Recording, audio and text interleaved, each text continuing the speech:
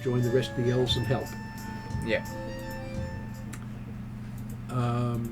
Which is going to be very useful when it comes to trying to mitigate whatever's going to happen between the Shadow Elves and the Surface Elves. So that's almost, given what's going on, that is going to go badly. Because there's no way it's going to go well right at the moment. Well, the elves don't trust each other for any reason. I know. Because not only do they have philosophical differences, they have directives from their gods to do specific things which are against each other. Yes, their patron Immortals are directly opposed to each other. Oh, okay. And I had one of them as a patron and then found out it was actually the other one. So you chose the wrong patron, or what? No. He was chosen. He was bamboozled. I was chosen. He was I was catfished. bamboozled by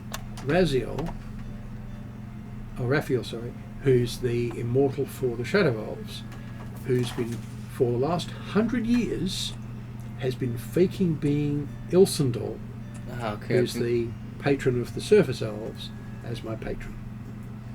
So you got catfished. I got catfished. And my eldest sister didn't help because She didn't tell you. she's a cleric of Ilsendal, Yeah. or apparently is, but she was a high-up member of the Church of Ilsendal and has got away with it. It's really Yeah. funny. Well, they do have their reasons for it. Oh yeah. Paul has an idea, having known where the story's going. Yeah. Because it's as- very hard not to find spoilers online about this stuff because it's Yeah. so old Yeah. and Okay. it's considered so iconic. Yeah. But knowing it doesn't mean you know how it's going to turn out, because even if you've read a module that I'm running, you might not recognize the module until after I show you the cover. Okay. Yeah. So Jeremy's played through a couple of the same stories multiple times with me, and he can probably tell you how hard it is to know what you're playing unless you're told. Yeah. They rarely go through the same way twice or thrice. Yeah. One of Okay, these. so we're going to introduce people because we're up to session number 102. 102, or Phase 3, Season 1, Episode 8. Online tonight we have Jeremy guesting for a short time before he disappears. If you'd like to introduce his character while he's here.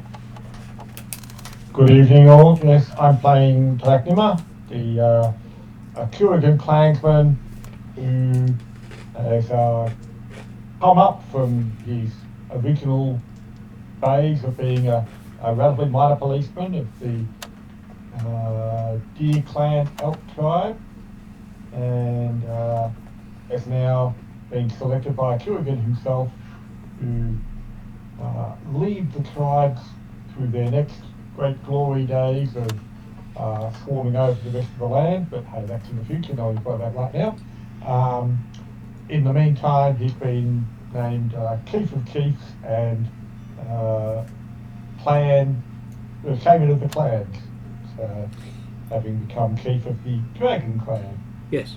And to put that in perspective, he's the first Chief of Chiefs of his people since the god who rules them became a god. Oh wow. And considering he's one of the greater gods of the setting, It's a big deal.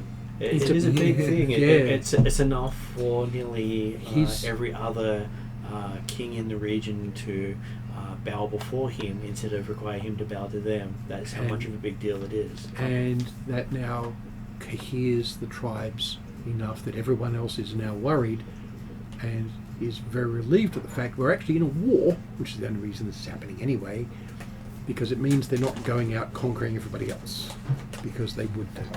Okay. Still a bit distracted right now. And Yeah, it's exactly. not like Dracula's That's what I'm saying. There trying is to distraction. make a name for himself.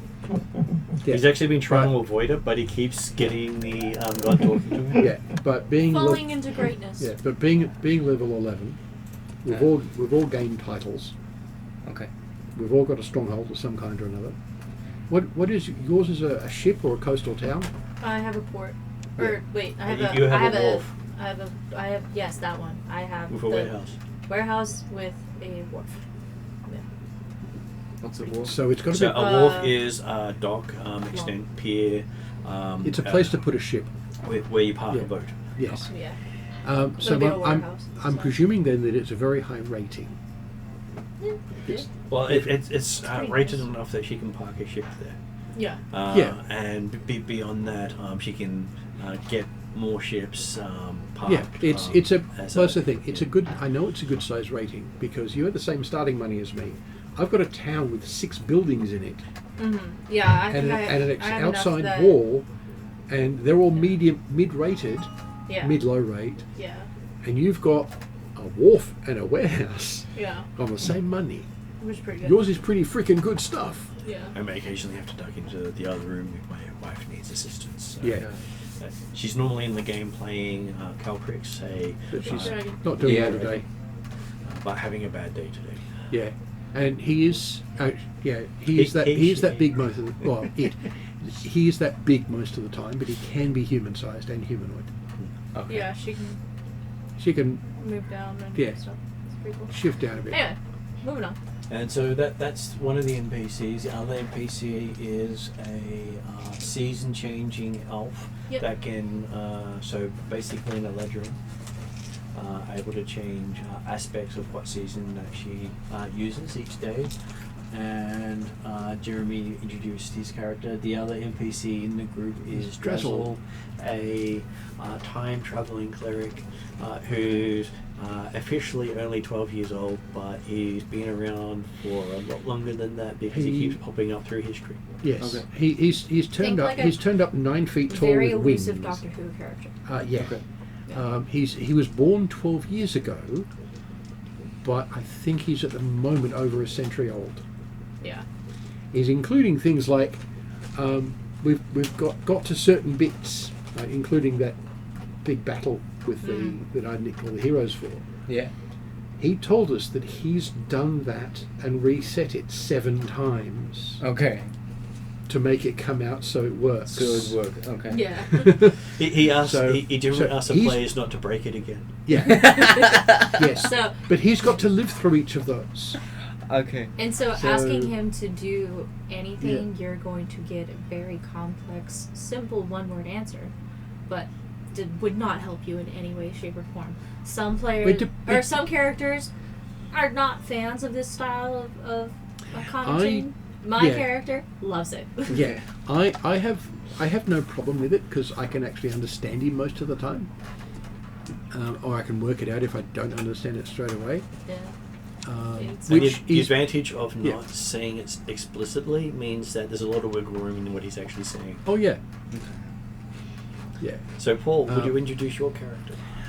Clewel, the chief of Clan Clewel, leader of a nice shiny new elven town, party's diplomat, warlock, healer, main healer, even though we have a cleric. Jeremy is the cleric.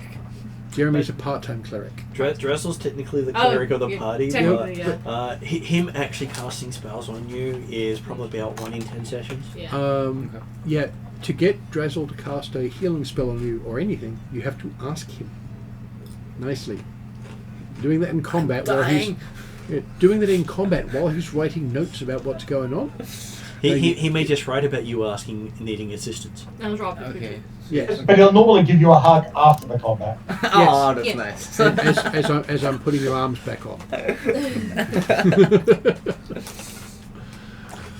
Partly Yeah. that's the GM not using the NPC to solve the solution, save Yeah. the party, or to showboat and show How it's done. how the GM who can control everything is better than the characters. Yeah. So as a NPC, he is there as a guide, not a solution. Yeah.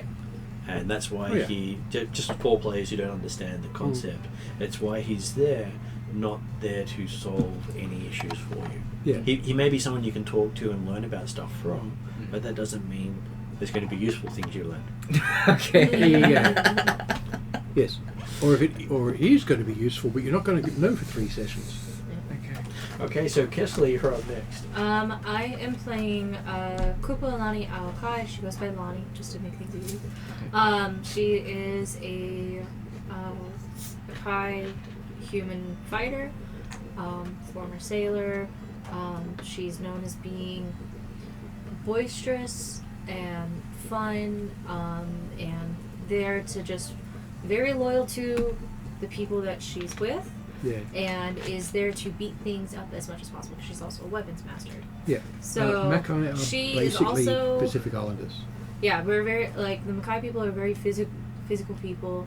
You have a king and queen where it's a competition. It's a competition in order to get those titles, where it's a physical competition that you have to beat up. You've got to win it. Enough people, and then you win, kind of thing. It's basically like a gladiatorial combat with only the best surviving. Yeah. But there are some traps and puzzles involved that So- will weed out the dumb. Okay. Except currently the king is a himbo, as in, I think Ken and Barbie sort of intelligent level. And the queen but is the Ken Lonnie's side, hero. because the Ken's always the dumb one in the two. Yeah. And so he's eye candy, but nothing more. So Okay. And he has Lonnie's, muscles. Lonnie's goal is eventually to become king or queen because it's a non-gender role. Okay. And the current queen is Lonnie's idol, and she believes it would be a great honor to defeat her and take the title from her. And she would find it a great honor to be defeated by someone as good as that. Exactly, Yes, because Lonnie and- is a holder of 'cause- many titles. Some self-given, some actually bestowed on her. So this is a whole list of all my titles. Okay. So in the setting, there's no distinction between male and female, except for where there is a cultural thing saying this culture prefers men, this culture prefers women. These people will do this. Like amongst the elves, you'll find the female line is the important line Mm-hmm. because that they're the ones who have the kids. Mm. Okay. The dwarven one is the crafting line is the important line. It doesn't matter which clan you come from, it's what you're crafting and doing for a living that's important. Okay. So you end up joining clans based on your profession and what you do, rather than who your parents are and what they did. Yeah. Yeah. The halflings don't really have a concept of male or female being better. Yeah. That would require a lot more work than they're willing to put into it. Yeah. They're just like, Whereas if you can serve food, if you can prepare food, if you can do anything with food, obviously you're a worthwhile person. Please sit down with us and share your food. Yeah. Beyond that, you don't really want to tick them off because they're the best assassins in the world. Mm-hmm. So they have this thing of being killing those people individually. They're the ones you don't want to tick off too much on that side of things, and they hate dwarves with a passion. Mm. Yeah. Because dwarves in the story took over their lands and wiped out their language and culture. Okay. Hello. My language has been murdered, my shopping trolley murdered. And we have a David online. Hello. Hey David, just so you know, we have a new person at the table today, Florian. I read. Welcome to the nightmare. Chaos. Not chaos. Something like It's okay if you don't know half of what's going on, because honestly, half the time, none of us know what's going on. So, I've got I have no idea. I have no idea what's going on. I'm just here to disrupt whatever it is that's going on. so David, do very would you like well. to describe your character for those of them who might forget who you are? If that's ever possible. I am, in fact, David. I play Payne, but definitely not Motor Hobo. Payne is a very troubled, tortured-looking soul who just wanders around following the party and wondering why he's there, only to be told why he's there by his benevolent and unseen, awful patron who gives him his oh-so-lovely powers. He is almost always cloaked, he almost always has his face covered, and does his best to express his disdain towards you as often as possible. basically Polynesians. So, yeah, Pain essentially is an evil character that is beholden by a good god to do good deeds. And looks like an elf and isn't one. And any time Yep. he wants to do evil things, he feels pain to Okay. stop him from And doing it it. happens so often, that's that's his what name. he's taken as a name. Okay. But then he's also played in my games a lot, so I'm the one who will give him situations that will have him cause himself lots of pain all the time. Yeah. Okay. He also wishes you were all dead, but you can't always get what you want. So, Florian, would you like to introduce your character? Yeah, I play a dwarf. His name is Bromdrum. Okay. Yeah, thank you. He's a fighter, a rune knight, and he's 45 years old, I think. So young one. Yeah, he's just went out of his clan to adventure, basically. Started late for most of them because you took about 5 years longer to get out adventuring than the others. Yeah, because I loved crafting so much. It's not a bad thing. Some of them never leave. It's when they get on the other dwarves' nerves so much that they kick you out. Okay. So obviously you were tolerable for at least 5 years. Yeah, that's good. No. A whole 5. I'm so happy. There's something about people who play really good dwarf characters that's just so refreshing and lovely. I love playing with dwarf characters. People who play dwarves. I will see. He's also hinting that he plays with one tomorrow night as well. David plays with one tomorrow night as well. Okay. Yeah, no, I do my best to make his life a living hell, but that's just the character. That's just the player, not the character. Yes. The character wants to make everybody else's lives a living hell. Yeah. Okay. So in the storyline, they have just spent summer or winter actually stopping the massive advance into the nation of Darachin, which is the center of the region that they're in. Darachin being the breadbasket of the region. So if the breadbasket falls, most of the people will starve. Mm-hmm. Okay. And they're also the gateway to nearly every other nation. Okay. So I don't know how many nations don't border Darachin, but it's numbered in small digits. Yeah, at least at this part of the continent. I think of the It's 13 spidered out. So of the 14 core nations of the region, Yeah. I Oh, think shit. there's Sorry. one that doesn't border them. Yeah. I think it is only one. Yeah, it sort of spiders in between all the other ones, and So it's the Connects to intermediate everything. country. yeah. And so the master is a character NPC who's questing to become a god. Okay. Once he touches an elven tree of life, he gains godhood. And kills every elf in the world. Because he's becoming a god of entropy. So he's literally He's got- making everything stop existing. Yeah, one of their goals to do that is to basically destroy a people. And so if he actually reaches a tree, he wipes out every elf in one go. Yep. Pain's new goal. Sorry? Why do you wipe out goblins? Well, I said that out loud again, didn't I? No. I'm sure Payne can wipe out something else or even the same thing depending on how he chooses to do so. As long as you all are in pain during it, it's all good. Yeah. Well, if you wipe out Immortals, the one that's pissing you off will go as well. Man, Well, all he has to do is wipe out the followers of that person and it has the same effect. Well, yeah. He's just got to find out who he is. So they're trying to stop this guy from getting a foothold. So he's already broken the borders of the nation, and they've managed to keep him at bay with the help of the Atruaghin people, without the Atruaghins actually entering the war. Because while they've gathered in a single clan, the Master's been unwilling to attack their territory. Mm. And because that's part of a major border where the Master is, that's limited his advancement. The pirate nation of Erendi, which Kessler's character is from, has the most powerful navy in the world, even though it's the smallest. Okay. It is The Master really can't tough. take his boats through there to get to where he wants to go. When a single ship keep in that whacking him. fleet can wipe out the entire naval forces of the Master in one go. It's enough that they have 3 of those. Okay. Mm. And he can't fly over because there are issues with other airborne nations not letting him have the airspace. Okay, so he's stuck. So he has to do it on foot. He can't go underground because there's a different war going on down there, and he's not welcome. Yeah. There's a few wars in every different places. Under the Water's also got its own war, which this group has been dealing with. And the reason I've mentioned all these wars is because the war part's important, because more than one war has broken out. So, Yeah, so imagine World War One, where it wasn't just one country fighting one country. it was everybody.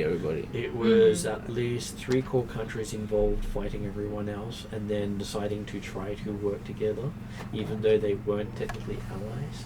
So you've got. You might even say that everybody was kung fu fighting. So we have a whole bunch of people trying to form alliances to stop things happening.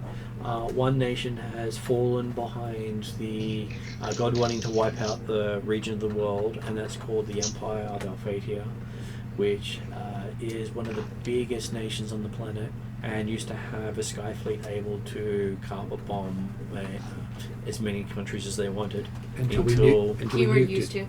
Yeah, until one of the groups nuked that sky fleet. And that was Wednesday's group? Yeah. Yeah. So- Using a weapon, we supplied them. Yeah.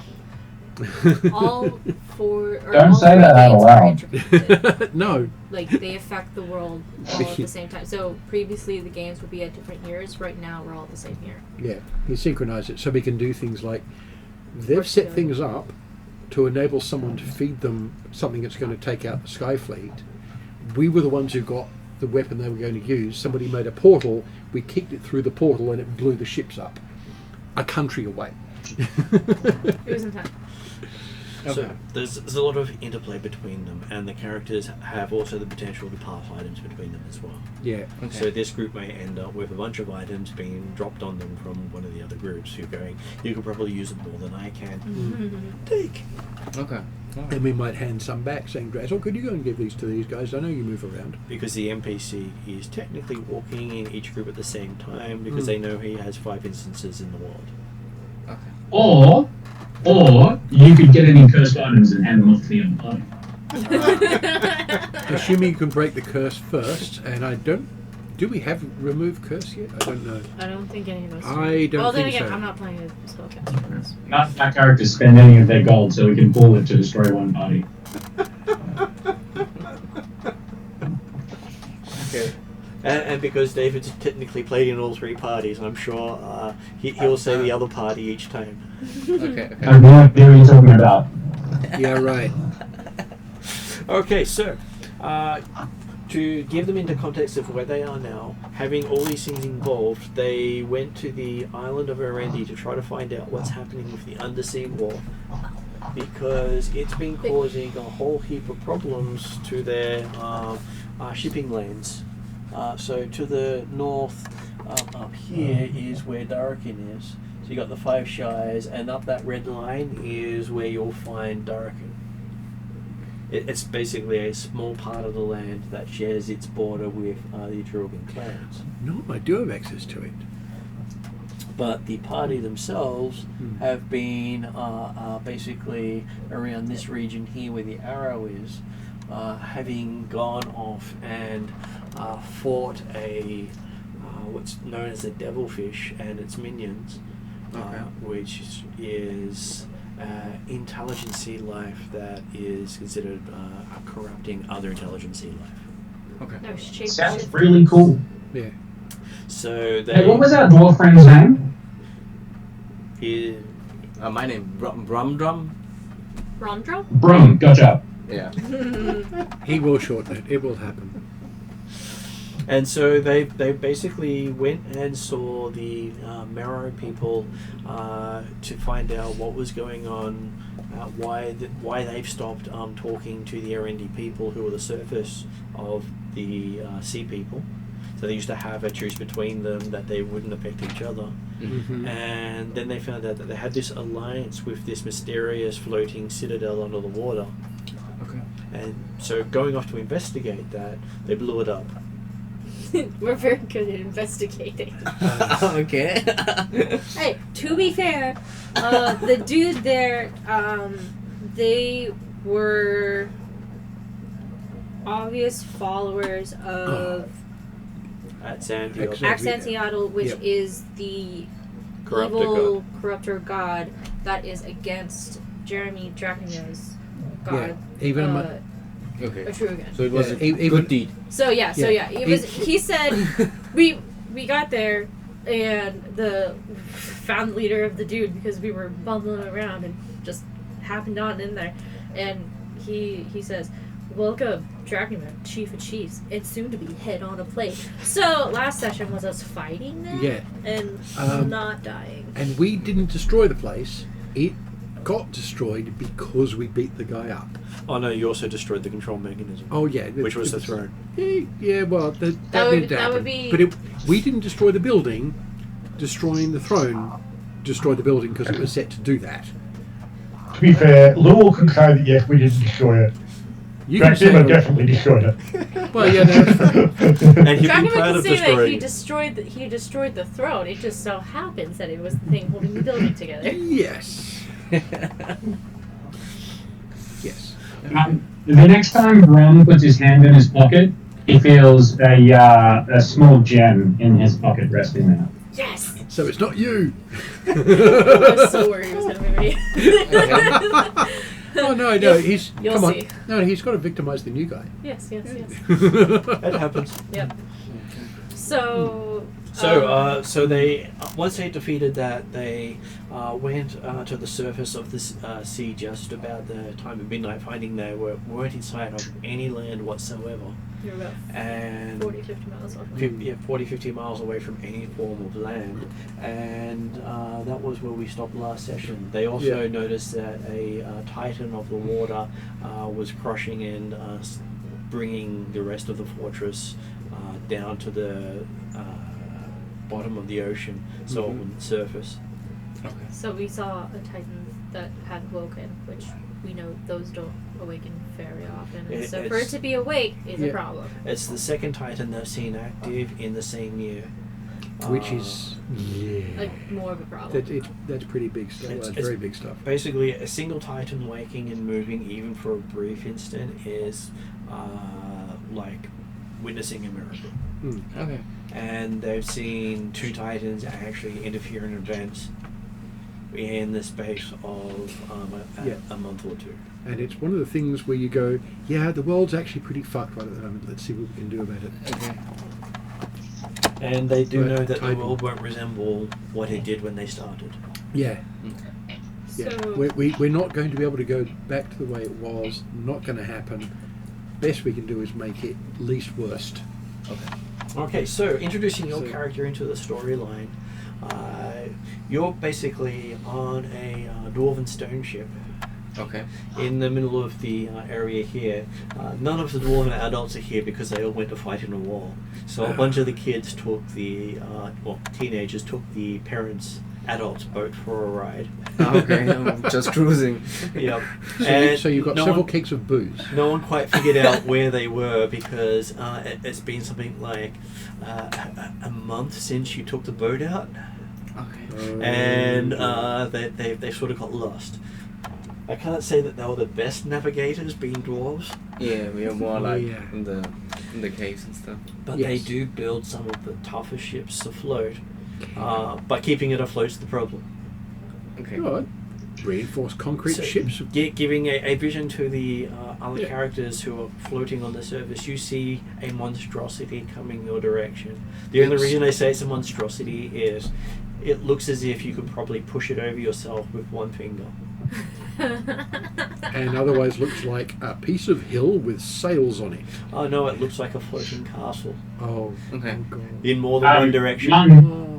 Is the ship kind of sinking and falling apart and or out of control? No, it's just meandering in different directions depending on who's sober at the time. Okay.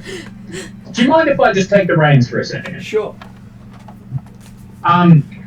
So when Bron touches the stone, a horrible, ugly-looking, robed, very tall goblin appears in front of him, and he looks around, looks at you, and says, "Oh my God, you, a dwarf?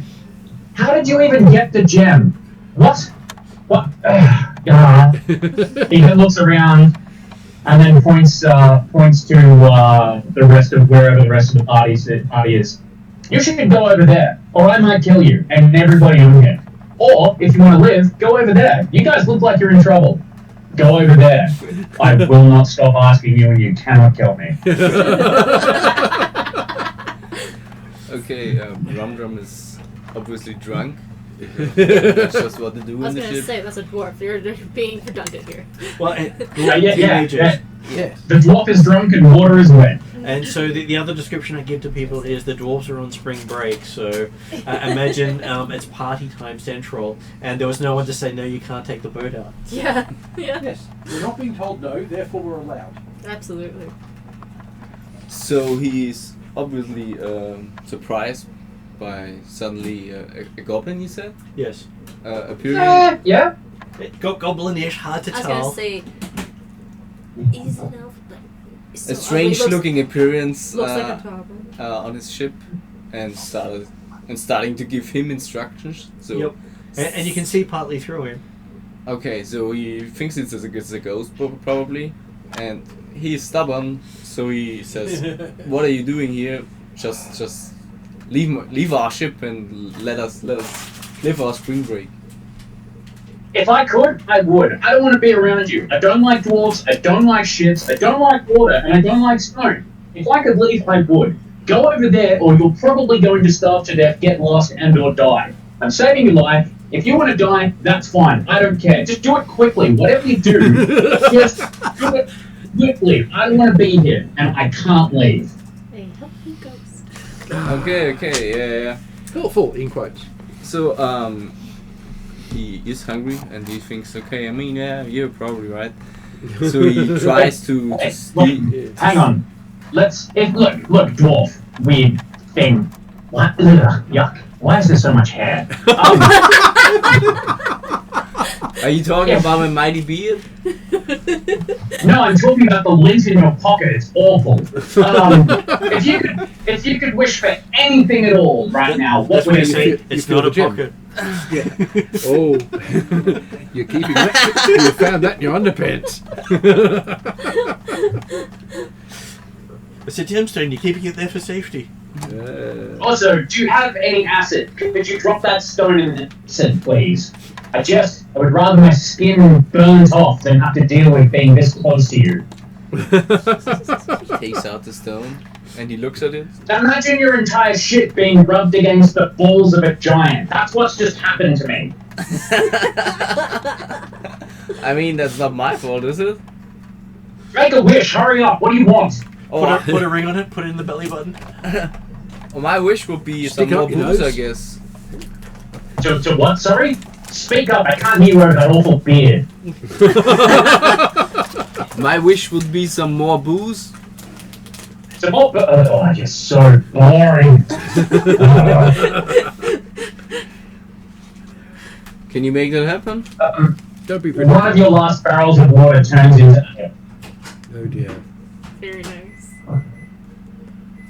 So a barrel of water on your ship turns into ale. Ah, okay.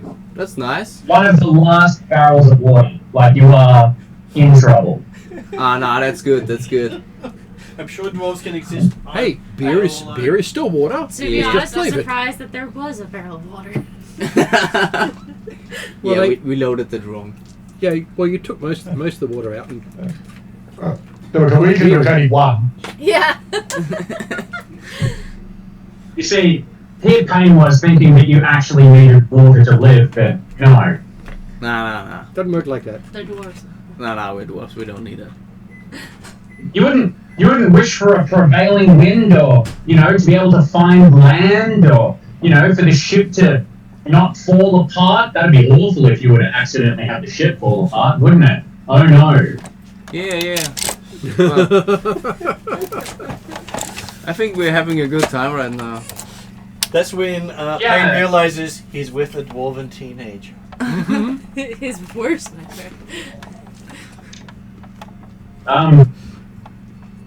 So this boat is made of... Why couldn't you have had a boat made of wood so I could burn it to the ground? The water line, whatever. You also realize you're in a turret about 80 feet above the sea level. Wow. And it's not the tallest turret on the ship. I hate you, and I hate this boat. We need to go and do something. Wait, hang on. You're a dwarf. You're dumb. Yeah, I know. Do you want adventure? Some glory? Yes, I always want glory. Oh boy, do I have some glory for you. It's in a hole. No. More booze. Do I have some glory for you? We're going to find you battle. Some of the greatest battles you will ever see. You'll have your name written in the greatest halls of your ancestors if you can complete this task. Ah, that sounds really thrilling. Yes. You need to go that way towards honor and saving the world and all that sort of nonsense. It's awful. Okay, Rum turns to the one guy who's trying to steer the thing and says, we have to go to glory, we have to go this way. Well, at the moment, you look at, he's wandered off getting other alcohol, so you're the one left in the control room. Ah, okay. You're driving. I'll do it myself. Okay. Do it! That way! So, Now just over there! that means you get to add your intelligence to the roll as you make an intelligence check. To try to steer this thing. Yes. Oh dear. That's 14. And how drunk is he? Enough.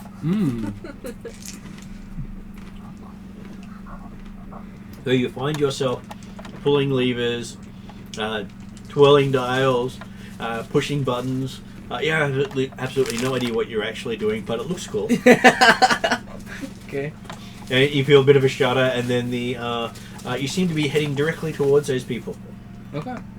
So you're going in the exact direction you wanted, Surprising. and then you can feel the vessel start to pick up speed. Uh-oh. How the hell did you do that? I mean, you were He's you pedaling said faster. for glory, no, in that direction. Yes. Okay, so this is like a Warhammer 40,000 orc sort of thing, where if you believe it, it's true. Gotcha. Okay. Well, you said fortune and glory that way. Yeah. Yeah. He wants fortune and glory. Going there fast is good. So how far do we have to go for the fortune and glory? And from the others, they can see. Shut up and keep going in that direction. Stop talking. You're annoying. So, from the other's perspective, they thought they saw this boat nearby because it looked like a boat on the. And we're trying to work out what frig is that. And then oh when- shit! It's coming at us. And then when they realise it's coming at them, they think it's maybe about 5 mile away. When they first saw it, which they normally see a boat at about a mile away at that size. Yeah. It's rookin' huge. Okay. Oh, goody. It got third Titan. Another island got five. It's a Titan's hat. So from the perspective of the dwarves, they call it a citadel ship. Right. Okay. So it's really huge. So it is an entire clan of dwarves can fit in it, Mm-hmm. Okay. No. which is why they had all their booze stored on board. Yeah. Because that's where the still is, and the brewing gear. Now, So essentially, now, these guys just Hunter Blondie, let's go to the front of the boat, the bow. Let's go right up to the front. Might take us 3 hours, but let's go. Okay. To glory. Yeah, glory. Well, you got all these hatches that will get you down there faster. You just got to jump in them and pull the lever. Okay. So give me Please don't. a wisdom based roll for this one. 100% do it. Ah, that's not good. A 3. 3. Okay, you jump in there and go, this is going to work, and pull the lever. Just as Payne has this absolute look of shock on his face as the door closes and the tube you're in shoots down and then seems to pop out the side of the ship. Yeah, and what you don't see is the Disney-esque image of Payne left behind, and then as you get to a little bit further away, he's dragged by some sort of horrible force through the little crack that's left behind. Kicking and screaming, he's forced to follow you.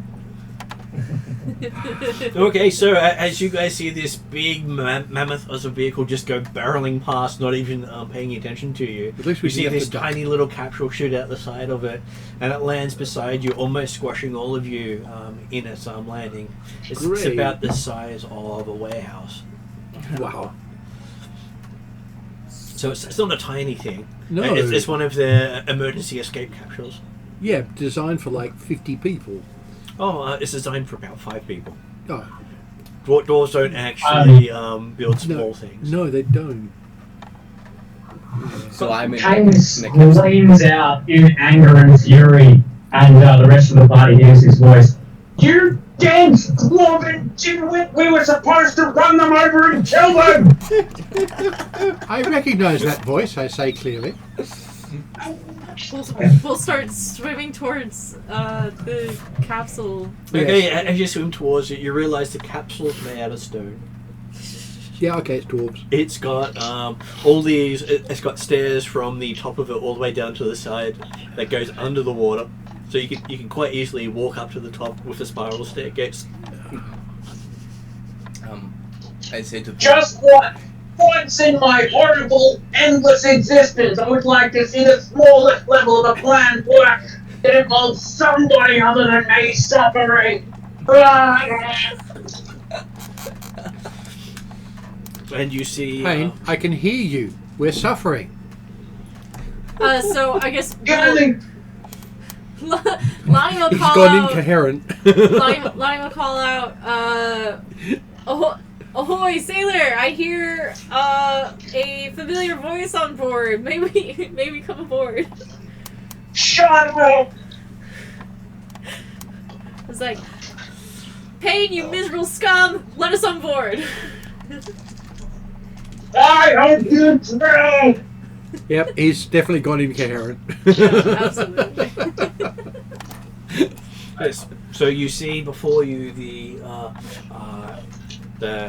elf, the human, the two humans. Yeah. One of them looking a bit very browny in color, and the other one a bit blue in color. Mm-hmm. Okay. Then you also have the dragonborn, two mounts that seem to be moving through the water as if it's natural, but one looks like an elk and one looks like a Clydesdale. So what? You have two mounts in the water. One of them looks like a Clydesdale, like big horse, with the so they're probably around the tallest horses They're in the a world. big ass horse. Okay. The ones that are the horses for, if you know Budweiser at all. No, they're I'll the get him a ones that picture. Draw They- carts and stuff with the big furry feet. Yeah. Big horse Yeah, so and big deer. as the gem falls from your hand back into your pocket, the goblin-looking ghosty thing turns into a rather corporeal elf. He looks to you, looks to the rest of the party, and says, "Brom, the idiots. You idiots can come on board, I guess. Come and save this other dwarven head moron. Idiots, this is Brom. Make him useful. He wants glory or something. I don't know. Kill some gods. Hurry up." Me thinking I'm still fighting for glory, I ask him, do I have to fight these for glory and fortune? No, we'll find you some. Payne, And I'm you seem to ready. think that Payne is about to say yes when he screams out in just this horrible amount of pain. They're small, And in between sobs, he says, "No, don't kill them." but Clyde's are huge. Okay. Why are you screaming? Because he's being hurt. Because he wants Shut up. And so you see the about 8 foot tall dragonborn climb up on the stairs and Okay. come up, and he goes over to Payne and just gives him a hug. That's That's Drazzle. present. Yeah. Drazzle. Drazzle. And Hello, Payne. Drazzle, you horrible, omnipresent, thing-scaled weirdo. And just pats him on top of the head. Accurate, but rude. He doesn't know the thing about personal space. Okay. No. Lonnie will. Greetings. Thank you for the lift. Yeah. Lonnie will climb on board, give Payne a friendly jab on the arm, and just be like, just introduce herself to Rom. Like, nice to meet you. I am a fellow sailor myself. I don't know how your vessel is floating, to be honest, but if you like, I can help you navigate, because we gotta get to the nearest island. If you feel like you can help us out getting there, and then we'll send you on your merry way. No, he's coming with us. Well, I'm here for glory, so wherever you lead me. That's where we're going. Well, we're heading towards glory. And your boat ship thing is Yeah. the best way to do it. Once you get on top, you see that there are 5 seats inside, And each seat has what appears to be a mechanical thing for your feet to go on. And I'm assuming all of them have cup holders or stein holders as well. No, pedals. It's pedal power. Yeah. It's the size of a freaking house, and it's pedal powered, and it's not aquadynamic. It's not. On the plus side, Beat the Flintstones. on the plus side, it's made of stone and not metal, and that's a good thing. At the moment, yes. Possibly not in a boat, but The way it's floating breaks a lot of your brains. Mine prefers the metal boats. Yeah. And you do understand that most walls will just sit here paddling for hours and not even notice. And here you've got a bunch of people ready to learn the Dwarven way. So, And disappears. I'll try Because to. he's not in it. I would say, using what I know of the area, I'll try to give us the best heading of where I believe the nearest island to be. Nearest island is about, from pedal power, well, if it had sails and used any sort of technology you're used to, If it was you'd used probably to. get there in about 1 or 2 days to an island to the north. Yeah. By the looks of these things, you'd probably be a week away from it, if you're lucky to make it. Would it be Olossus? It would be a Lossus Island, yes. Okay, gotcha. I just wanted to know where we were. Is the big ship still going? It's It's basically just continued on because no one noticed you had ejected out of the bridge. and there's no one in control of it right now, so it's a straight line. So it's pretty much gone. They won't notice for like a few hours. When someone sobers up and comes to the Oh, bridge and say Emma. where we're going. I Yeah. mean, Now, we do have the ability to get at least a couple of us to somewhere to go and get a faster boat to come and rescue people, which might be a really good idea. Now that you're on Drake, Sounds lame. you can actually look at some of the paperwork you picked up last session. That's true. Definitely worth doing. Because you haven't stopped the war, you've just stopped an intermediary. Yes. Yeah, we need to get.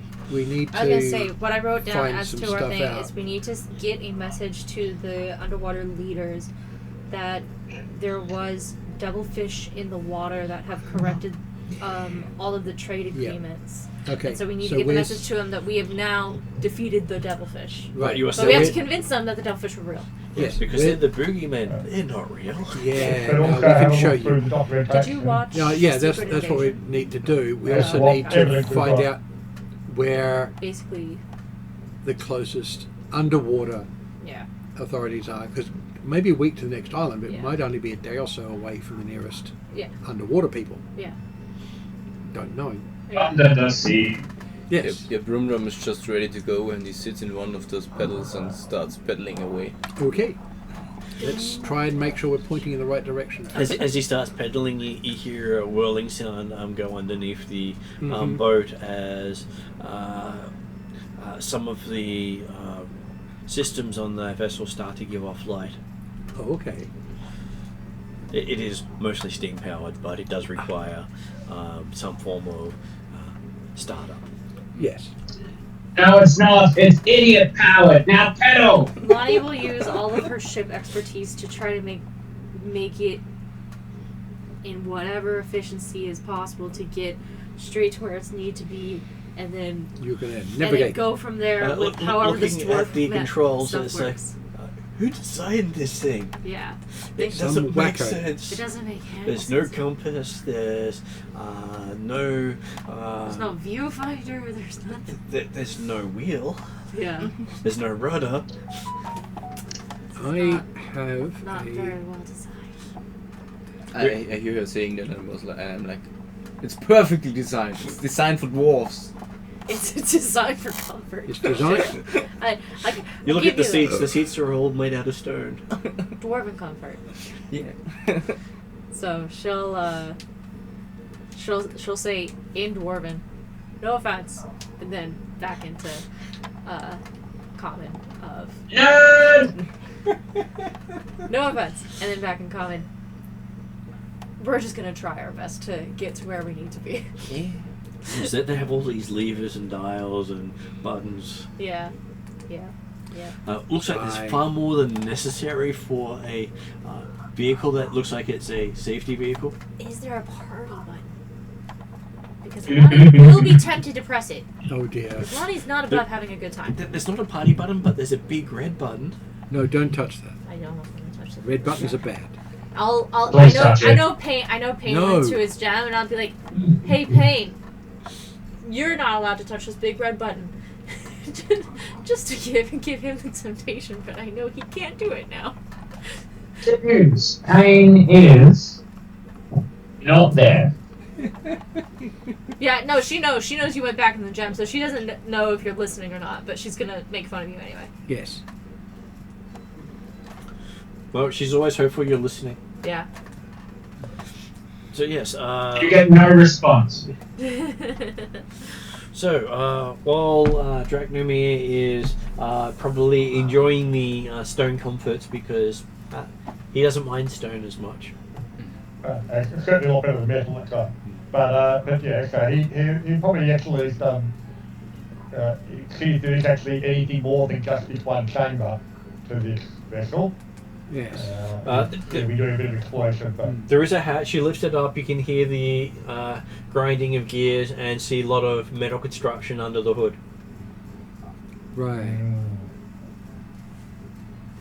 So it appears the rest of the ship is maintenance base. right. Okay.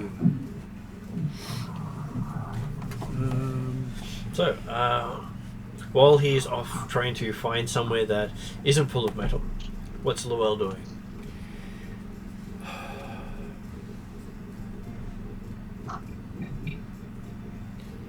First up, trying to think if there's any useful sort of direction finding or something like that spell in my ritual book, which it isn't at the moment. I need to buy a big stack of scrolls. Calcrix can point in the direction of north for you. Cool, thank you. I did have a magic item that was going to be doing that, but that sort of didn't work out. I think I still got the orbit direction though, so I can still use that. Anyway, we've got northwards, so we can do that. Do we know where the underwater settlements are?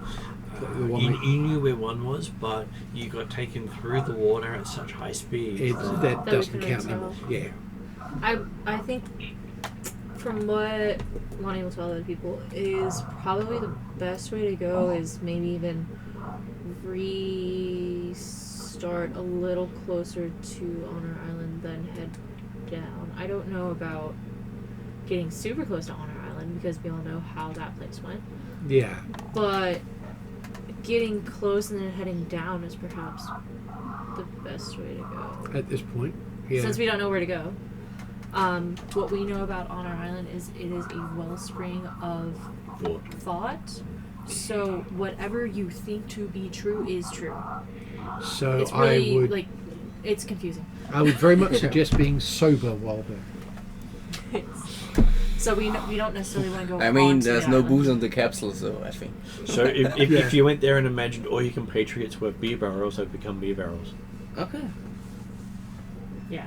So it's a bit of a Great way to get a TPK. dangerous place to go to. Yes, pain may struggle there. Yeah. I don't know. I think it sounds like a great place to go and teetotal when the beer starts talking back at you as you try and drink it. Yes. Well, that's the thing Look, too. If no one can stop Pain from thinking something. They can just stop him from doing something. Yes, so. that is correct. I mean- true. And someone thought that everyone on the island was dead, so they all died. And it's only when we thought we wanted to find somebody alive that everybody was alive again. And 5 years had passed in between those two events. Yep. We're going there. We're gonna try to get close to there, but not to there. But we are heading towards Losses Island because with the capsule that we have, you said it has stairs going down. Yep. Does Well, it it- says going down around the outside. Okay. So it didn't have a ladder to climb up because that would have been too mundane for the dwarves. So there's no Yeah. amphibious opening that can get into the bottom. No, they couldn't do that without it drowning. Never mind. They may have things down there. Who knows? As dwarves, Yeah. they don't quite follow logic in how they build things. Right. So, Well, you do have those books and papers. Yes. Now we've decided what we're doing. I will sit down and go through them. If anyone else wants to help, that would be cool. Okay. However, I'm the smart one, so As you pull out the big book you picked up without Dracnomir noticing.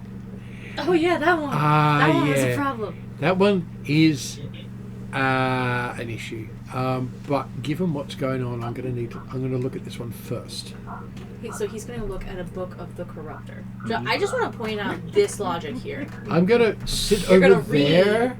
a book from a Corruptor. At least I'm not tuning to it first. Cover well. All right, go ahead. Have fun. And as long as the book's open, Dracnomir might come back and not notice. Yes. Because the symbol's on the cover. Yes. Okay, so as you open the book, the clasp seems to open to your touch. Of course it does. It wants to be looked at. And inside you find a folded parchment in the front of the book. I look at that. Okay, as you unfold it, it seems to draw itself in as you're watching. Draw itself in as in... As you're watching, it was blank to start with. Oh, it fills in, right, yeah. And it's like someone's taken a pen and is writing all over it and drawing in detail. What are they writing? And what you see appears to be a map with coordinates. A "You're here" map. Oh. I pick the parchment up, hold it separately to the book, and then look at it magically. Mm-hmm. Is it its own magic item? Yes. Cool. I look at the And as you look at it, cover of the book. and as you look at it magically, it sort of goes off into the distance as far as you can see the map. As in the drawn edge of the map is a long distance away? No, it has no edge, Oh. or depth, or height. Ah. That has interesting connotations. Particularly if I had something like a planar travel spell.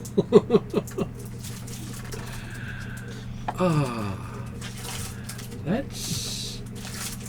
I'm going to have a good look at the map. Where does it mark where it's... Sorry, does it mark anything to go to? Is there any names on it, anything like that? There is what's called the Citadel off to the west. Okay. And it seems to have a whole heap of numbers there that you recognise to be vectors. Okay, that's the dwarven ship, isn't it? Okay, that gives me some scaling on what I'm looking at. And you're realising the speed of that thing. It's not as fast as the ironclad you were on previously.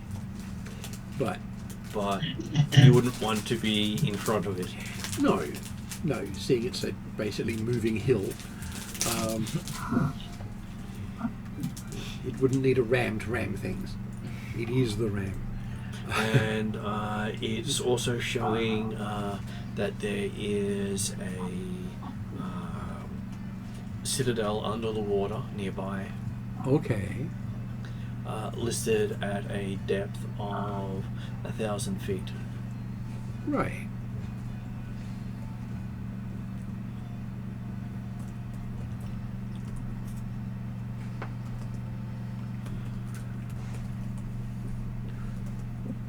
So,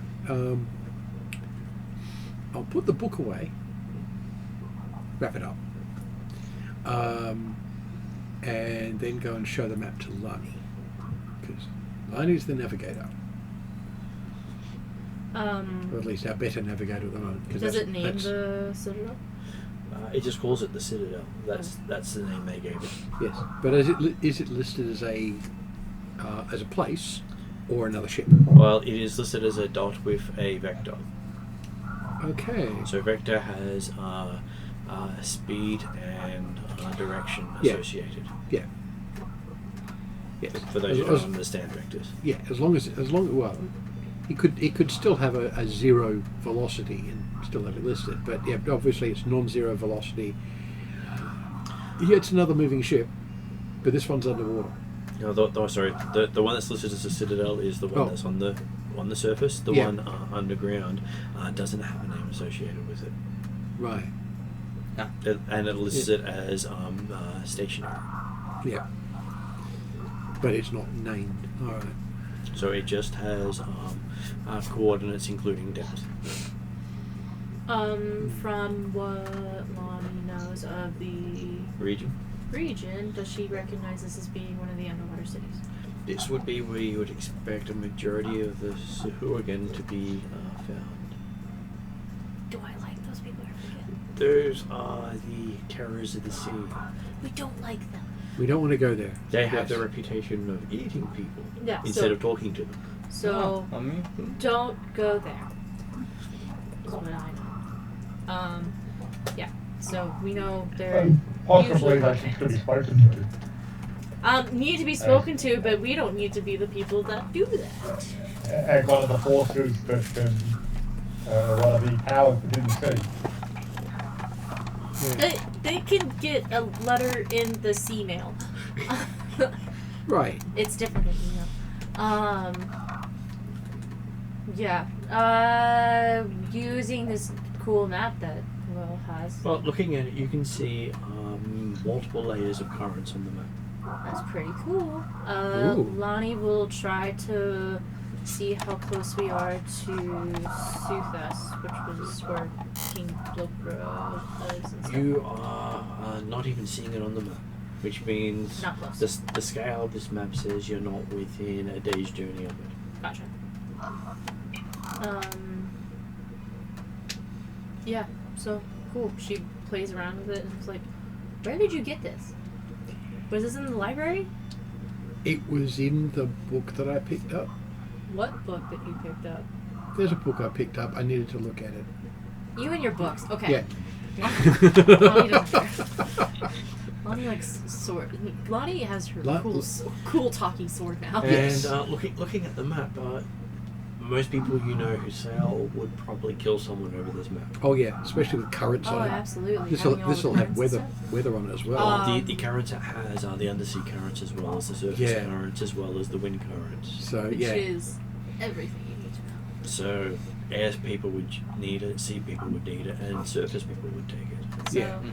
Lonnie says, Yeah, Lonnie, this is something that's really, you really keep precious. that for now. If I need to do airborne stuff, I'll need it. I will guard it with my life. It's So, yeah, I will now hold on to this map. actually we'll call it yours, and I'll borrow it when it's needed. How about that?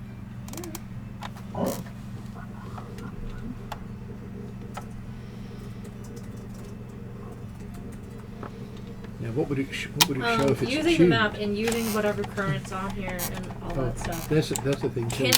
Are there any currents that I can use to my advantage to move this hunk of floating rock along? There are quite a few, yes, and there's even some that will take you down to the citadel under the water. Oh, Because it's on the edge of the trench, going down into the deepest part of the ocean. That's dangerous. Okay. Which is why the Sahuaghin are there, because they're known as the trench dwellers. Yep. Yes. yeah. This is what they consider their surface location. Yeah. This is hard because I feel like you keep telling us this is where we're supposed to go, but Lonnie does. That would be that's what a Sahuaghin is. that doesn't look So- good. Yeah, They're- not yeah, good. they're- Lonnie knows not to mess with those things. It's not like we're not They're unpleasant. not powerful. It's just that if there's a whole city of them, We'd Lonnie's lose. not dumb. She knows not to go there. Well, Yeah. looking at the size of the thing, this isn't big enough to be a city. Even if it's 100, that's not nothing. She Yeah. knows not to go there. Yeah, it's the numbers where you don't beat them up. You do diplomacy. Yeah, and I think But they are not known for the diplomacy. No, they're no, they're They're usually known for eating people. They're known for Yeah. eating. So Lonnie Yes. thinks it to be a better course of action to address the other undersea peoples before trying to get a message to them, because those are the boogeymen in Lonnie's stories. So. And in the undersea races as well. Yeah, so. I guess I will try to use the currents to get us a little bit closer to Elossus Island, but checking the map as we go for any other underwater cities that, like, we could potentially anchor in. Nothing that seemed to be visible on the map as you see. Yeah, so we're just gonna keep going and she'll keep checking each day. Yes. Okay. So, is there any advice Payne would like to offer the others there? Well, Beyond die. after an extended period of absence from the annoyance that is Payne, he randomly appears, and you can see that the same clothes are worn by what looks to be an elf. And he appears out of nowhere, and then immediately begins heaving and looking very, very ill. And in between gagging and dry retching, he says, "It's an extra-dimensional space. It doesn't exist. It is my home. And yet still, it smells like torch balls. How is that a thing? How? It has no material link to each other. You have defined the laws of magic, the laws of nature, and the laws of common decency by spelling as awful as you do."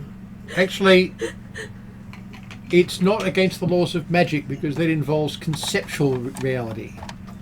If you Yep, and it's conceive my of reality, it, and that's the only one that matters. yes, that's right. What I'm saying is it's all in your friggin' head and it's your own fault. You're causing yourself this pain. Look, I'm berating the dwarf right now. That's Hang on fine. a second. So he literally just stops dry heaving and looks at you in a serious face. Says, "Just hang on a second. I'm berating the dwarf. Give me a moment." Why is it so hairy down there? Why are the gigantic dwarven pubes entering into my home? Yeah, you are wrong. Your existence is wrong. The way you smell is wrong. Anyway, so you guys should probably get to go where you're going. You guys need any help, advice, any navigational issues, any sort of miracles that you would like me to perform? Just ask. Otherwise, I'm going to drown my home in Glen 20 until I have no sense of smell. I have nothing to input here. Goodbye. He disappears. Yeah, we got And used to that. briefly, if you go anywhere near the dwarf, you get very, very light whiffs of cleaning chemicals. That's really fun. Right. Which is always funny. Dear, Okay. dear, dear. So, Brown. It's not that bad, is it? No, Um, but Payne just appears briefly. Yes, it is. Now shut up and find glory. He goes back to his home. I still haven't figured it out. It's stuck somewhere. I will wait for later, and you can find it when you've sewed up a bit. I'm just gonna grab some of Arian. Yep. Oh. This is where we find out you've decided to keep it safe by putting it in your ear. Well, that's not what I was thinking. I was thinking is she shelled the gem. Yeah, well, that's also possible. Yeah. He doesn't have any pockets, so he's keeping it in his underwear. It's safe. Prison wallet. Don't worry. Yeah, something like that. I'm gonna say, if he was a female dwarf, Yeah. could keep it in her bosom, which still has chest hair because dwarf. Yeah. Mm. So there you Yeah. Will probably has pubes, to be honest. Yeah, well, that too. Yeah. And it's long and mighty. What I'm hearing is that we need to find Brundrum with an awesome warhammer or something that he's going to call Glory. Yeah, that sounds like a good idea. That would be Yeah. cool. Yeah, and Warhammers are actually, yeah.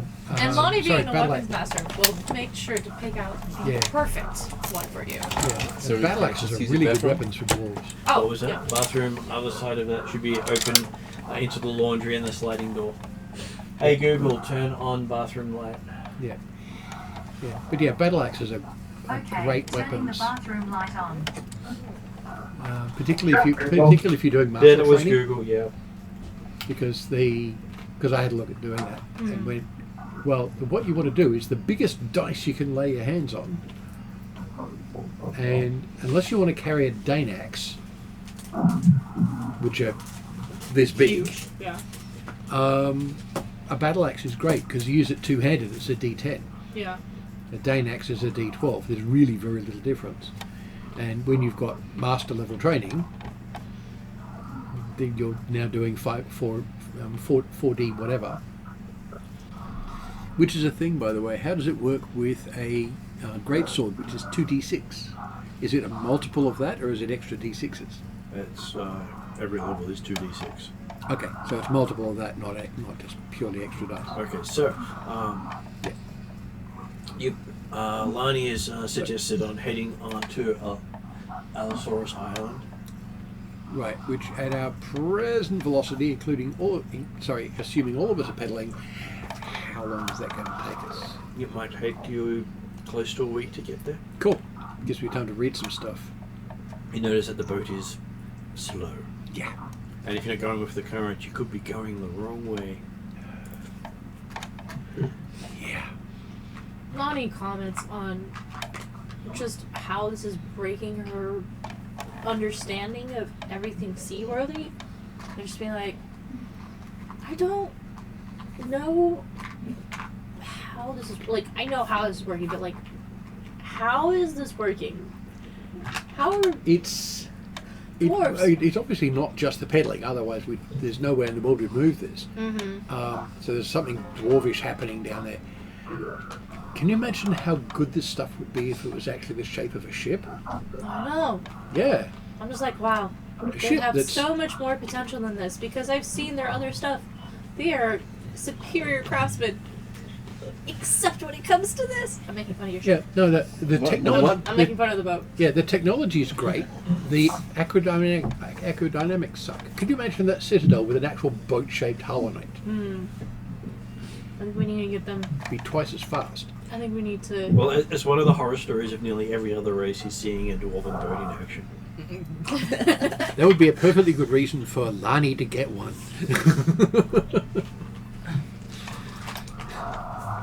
Maybe that can help improve communication between the Orendi and the dwarves. Yeah. Well, there is the dwarves do work inside Erendi, which is where the citadel had been located. Yep. Yeah. So you get them to make one for you with a different shaped hull. And probably rather more stable. So it doesn't look like Lonnie, it's about to Captain fall of the over. Great Stone Ship. See, it's already a title writing itself. Yep. Enjoy Okay, my so- many titles. As I'm going through all this, does the well pull out the book again? I've already found one interesting thing in it. Yeah, I know. What can go wrong this time? Yeah. Please don't say things like that. Martin will show us.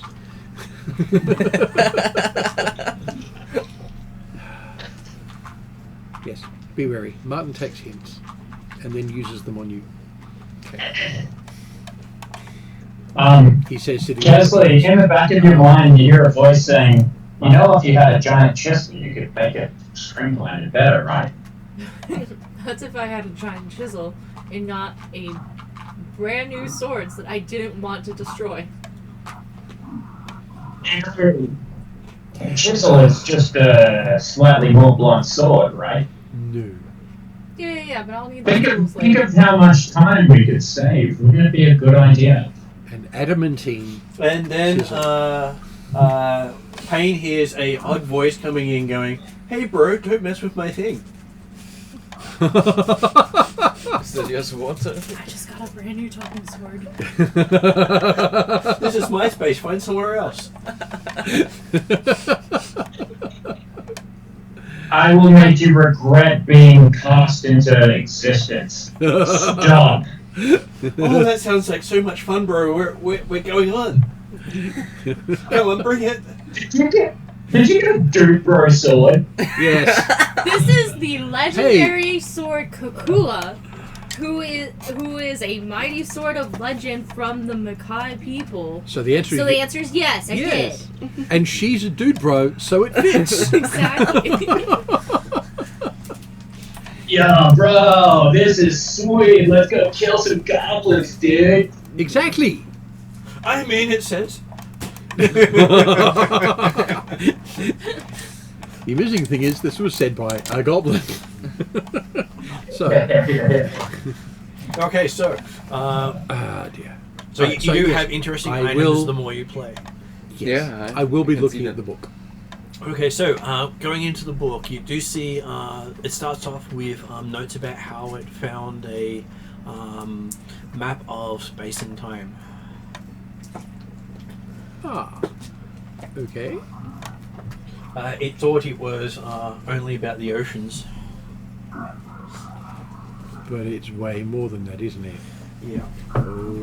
Okay. Magic lets you see more. I'm trying to see this. It says space and time.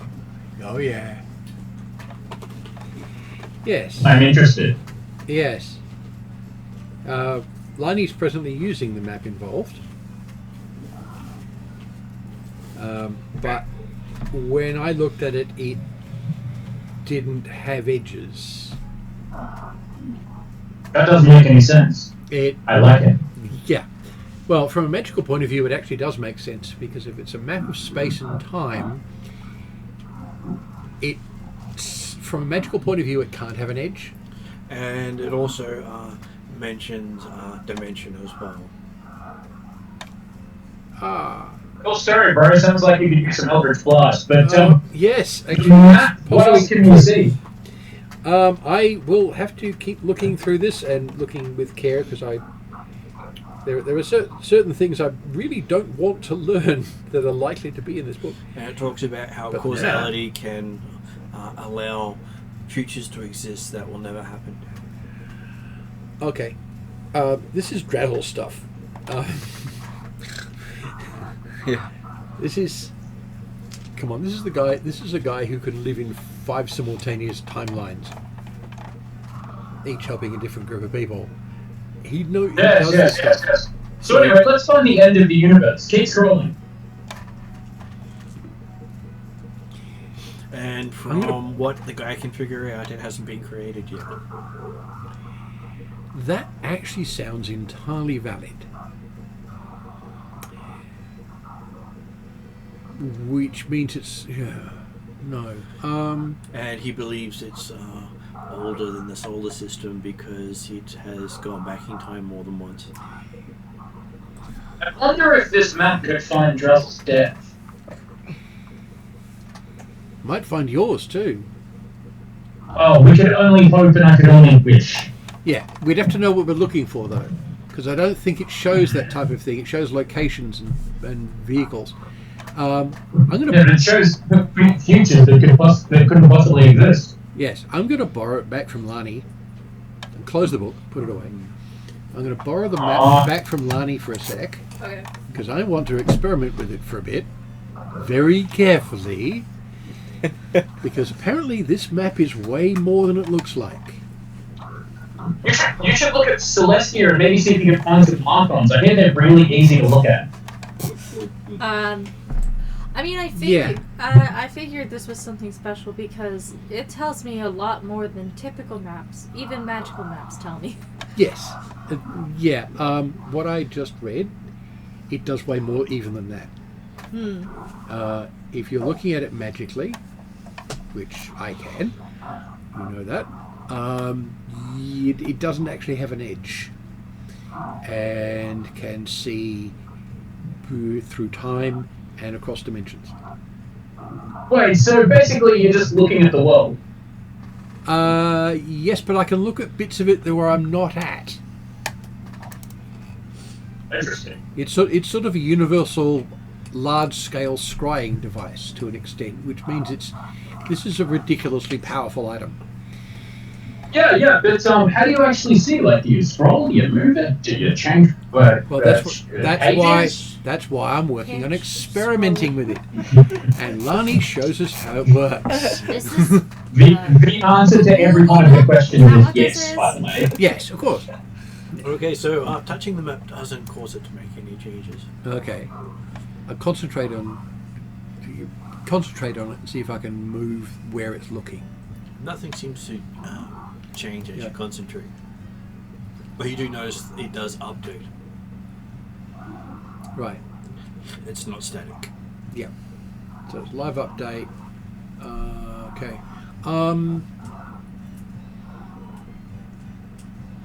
Yeah, if I'm looking at it magically, does that change?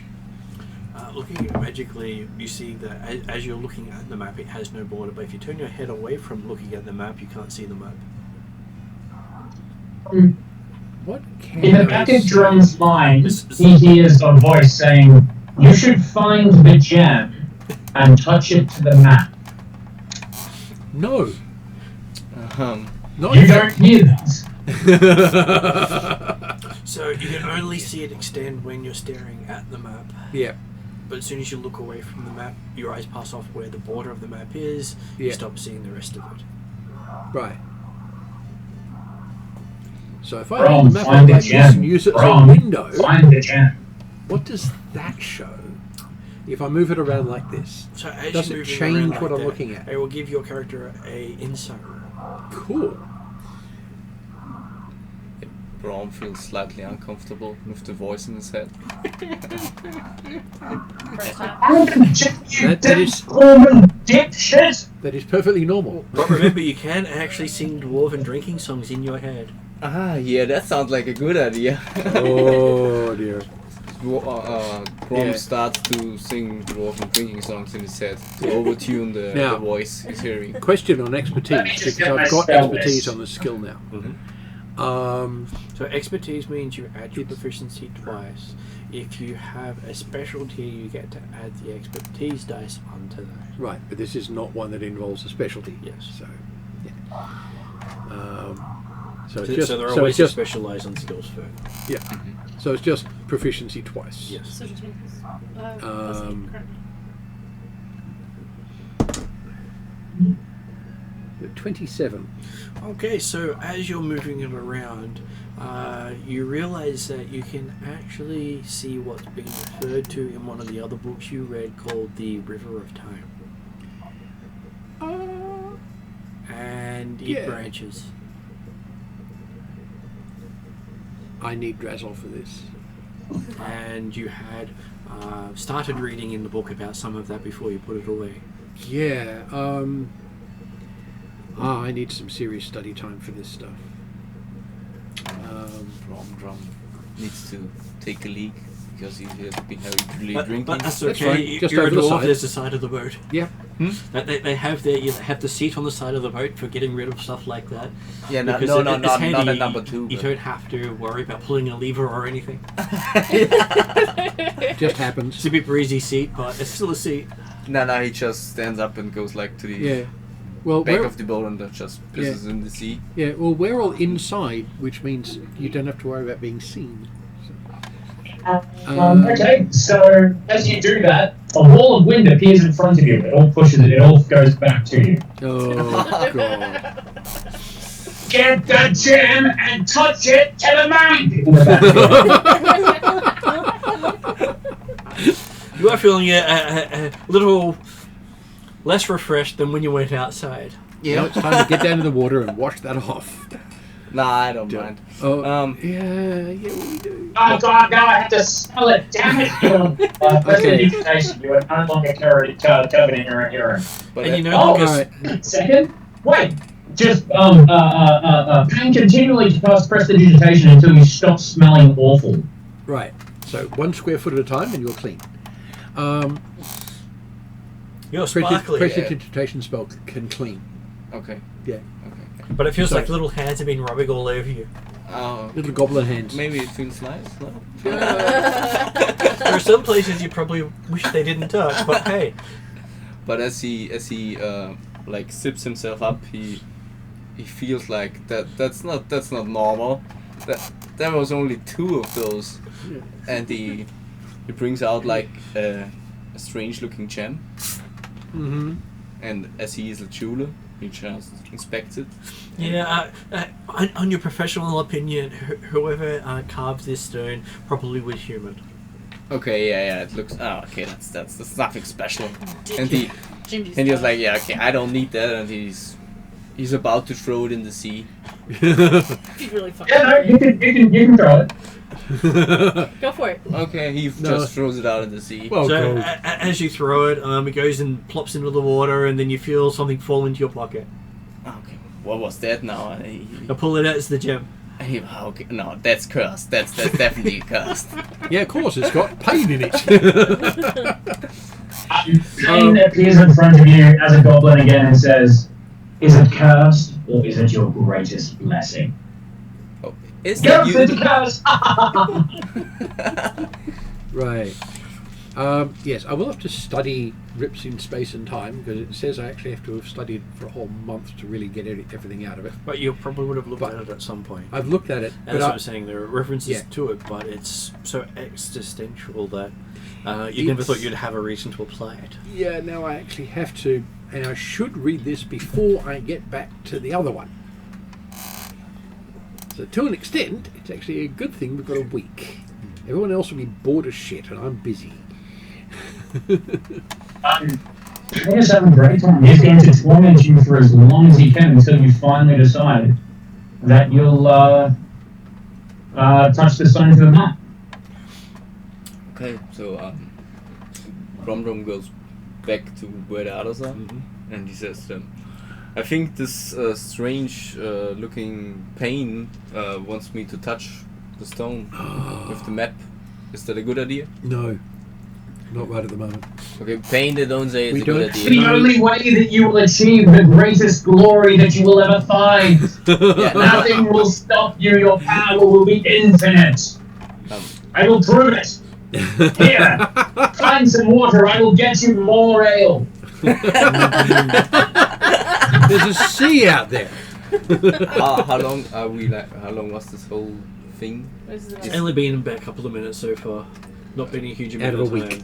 yeah. Right. But it'll take a whole week to get there. No, I mean about the drunkenness. The drunkenness? of the drum. Oh, Well, you haven't really had a chance to get through all the alcohol because you left it behind. Yeah. So, am I half sober? You're probably mostly sober because Okay. there wasn't a lot of alcohol left by the time Okay. your ship showed up here. Okay. So I'm thinking, okay, he fooled me once. You fooled me once with the glory, but I'm not falling for that twice. Yes, but I did get you more ale. That was no fool. But where is the ale now? It's on the ship that you jumped off, you dim-witted moron. oh dear. Yeah, so there's no ale here now, is it? It's your fault. I did everything you wanted. Look, you're currently on a quest to go kill gods and save Am the I? world. I'm bringing you glory. You're the one who messed it up last time. Right, so this is where you multi-class as a warlock with him as a patron. Ah, okay. I don't know about that. No, As he's not that powerful. Payne being a warlock really likes that idea. Yeah. Yeah, Kesley, a scary thought. The book that we've just been talking about that I need to read, it's called Rips in Space and Time. However, Great time. however, one of the things with it is if I'm holding this, I can detect and identify manipulation of time and space. So I feel like Actually touching the anything around Drazzle is just going to immediately Oh, there's set just off. there's wobbles over there. That's fine. I'm You expecting get a massive migraine every time you look at Drazzle. exactly. Though I will point out Yeah. that the Corruptus book you were reading was going into how the artifact map worked. Yes, I know. I'm going to have to get back to that. But that's the thing. I've got to read both of them, and I really want to read Rips in Space first because the map has the potential to be something to modify things like space and time and dimension crossing, and Rips in Space and Time talks about exactly that and how to detect it and allows you to detect it. I think having that knowledge first would be very, very useful. See, this is the complete opposite of how I read books. I usually start with one, and I can't finish another one until I do that one. One at a time. I usually read 4 or 5 books at the same time, just not simultaneously. Yes. Drazzle taps you on the shoulder and points back to the Corruptor's book. Do you think that one's the most important one right now? He just points at it. It is what, sir? I will. He just points at the book. I will do it that way around. In that case. So, as you are in there, you see that Drazzle just flicks it a couple of pages forward. You've read this before, haven't you? Not yet. Okay, you have read it at some point. I will. Exactly. Jazzle knows exactly what he's doing. I know. Well, he knows exactly what he will learn. Yeah. So. Could you that's imagine fine. knowing exactly what you will learn in the future? Bro, that would make my without life necessarily so have- much easier. Without having learnt it yet. It would make my job Just- a lot easier. Yes. So that's fine. Well, this is. Unless, of course, if you realise if you deviate from that, Yeah, that's things different. happen. Goes Yeah. badly. And that's why I wanted to read Rips in Space and Time first. But he said this one first, I'm going to go that one first, Rips in Space. I'm going to be reading it, sitting on top of Rips in Space and Time, so I'm touching the thing, because that's going to be really useful. As you're looking at this page, it's talking about the control mechanism has been left with the Sahuaghin. So the remote control is with them. As the map is 1/5 of the tools required.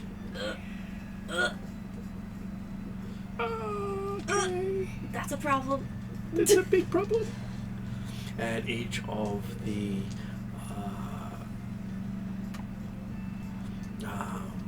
guides, as it refers to it, has a piece.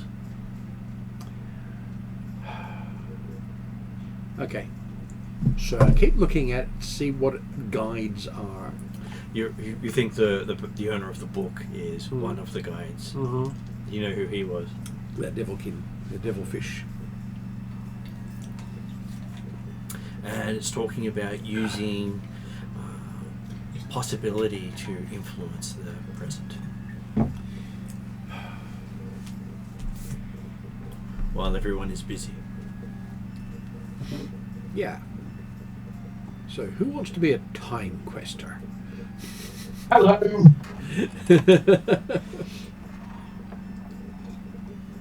What do you mean by that? Oh, a quester is. It's a bit beyond you, my friend. Just It's beyond- shut up and do what you're told. It's beyond. Okay. It's beyond the capability of all of us at the moment. A quester is someone who is ridiculously advanced in capability, who then starts questing to become an immortal. So in D&D terms, a quester starts at level 35. D&D normally goes up to 20. Yeah, I know that. So yeah, these guys are basically going, I'm 35, to get to 36, I've got to finish all this stuff. Ridiculously capable compared to what we may be looking at. And So- the questers have 10 stages of development. Final stage B is they're a god. Yeah. Oh, that's nice, no? So it's indicating that there are 5 This is guides that one are of 5. for a quester of time.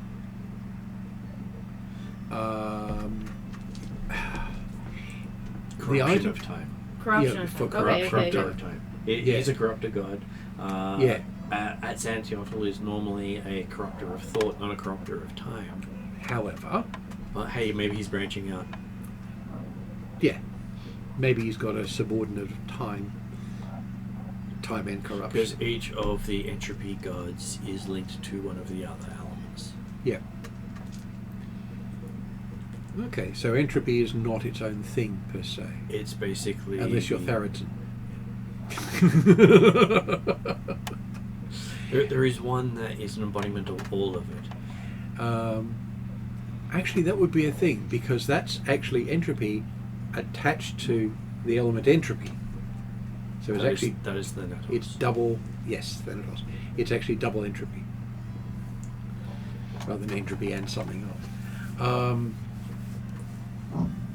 Yeah. Okay. So,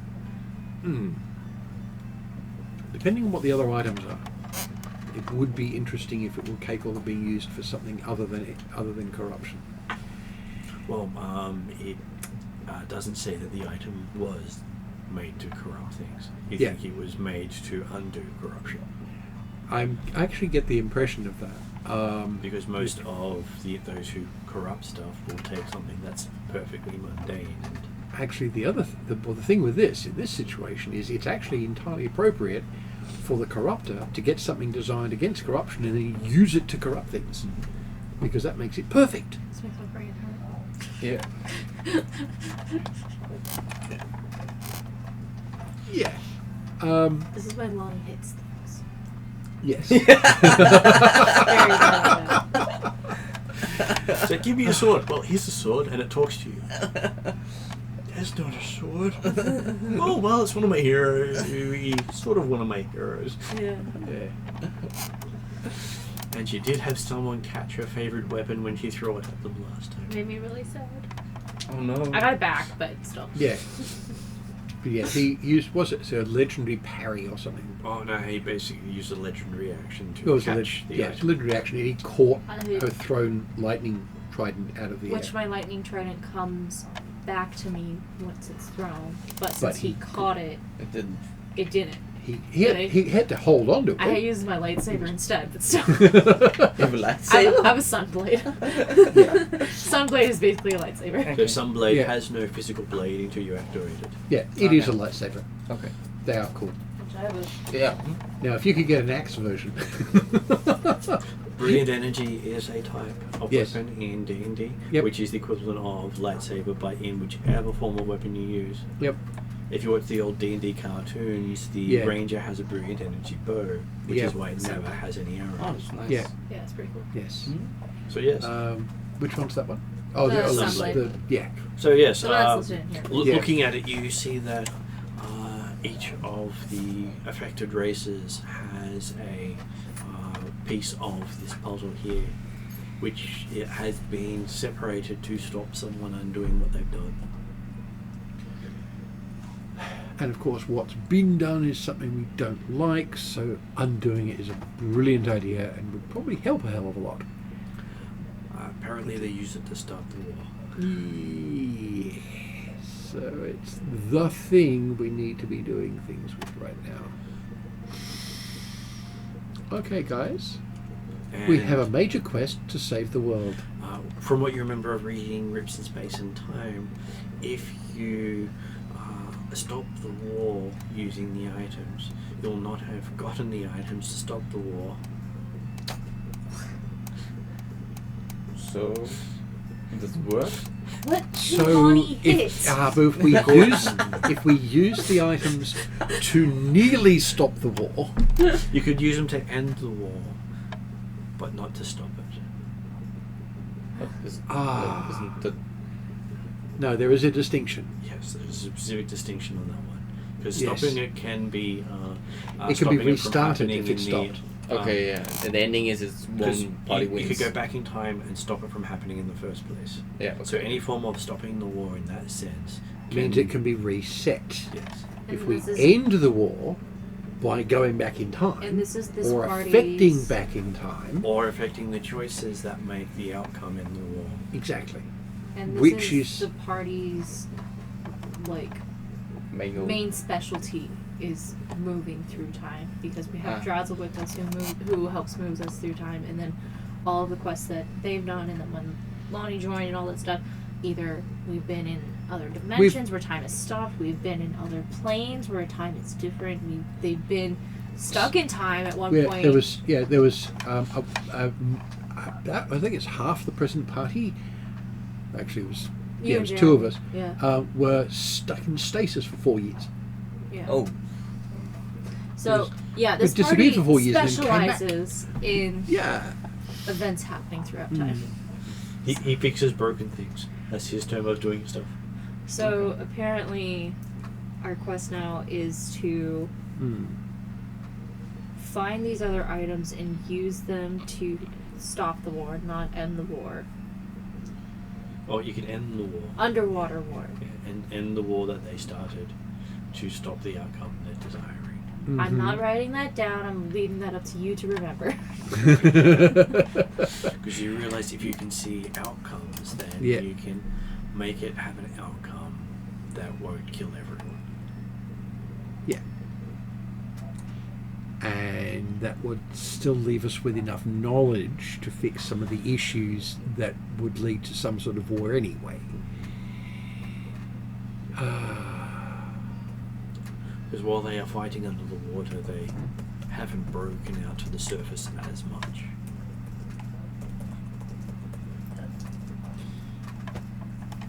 This is where they're learning some of the things they need to do. That might take us half a dozen levels to do. In fact, almost definitely will take us half a dozen levels to do. So this is why we need to go to the Sahuaghin Citadel. Citadel settlement. near the trench. This is where you realise that probably each part of the each component is probably locatable via the map. It will be, and the control for it should be the first thing we get anyway. Yep. Where's that? Sounds like we have to go break in. Mission Impossible style. Yes, it's going to have to be. This is a heist Yes.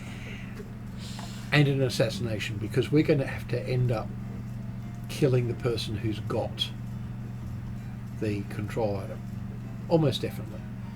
We're going to try for a pure heist, but how good are we in general at stealth? I'm pretty good. When it's just Yeah, Lonnie, stuff. Lonnie's fine. Oh, that's right. You don't wear armor, do you? And when it's Dracula's fine. Yeah, but It's as a group, it's the other non-humans that we always have to worry about. yeah. Excuse me, I'm excellent at stealth. Disappearing. Yeah, that's doesn't because you don't count. usually touch stuff. Exactly. Yeah. I'm not very stealthy, fella. That's okay, as long as you can hit things. That's Yeah. all Lonnie cares about. Yeah. I don't have my weapons with me, do I? You should still have your weapons. You're a dwarf. You'll probably carry more weapons than you've left behind. Okay. You sort of feel naked without them. Yeah. Okay, now just to make sure. Even if you don't have any clothes, you've still got your weapons. Yeah. So one set to get you through the whole summer. Yeah, I can hit hard stuff.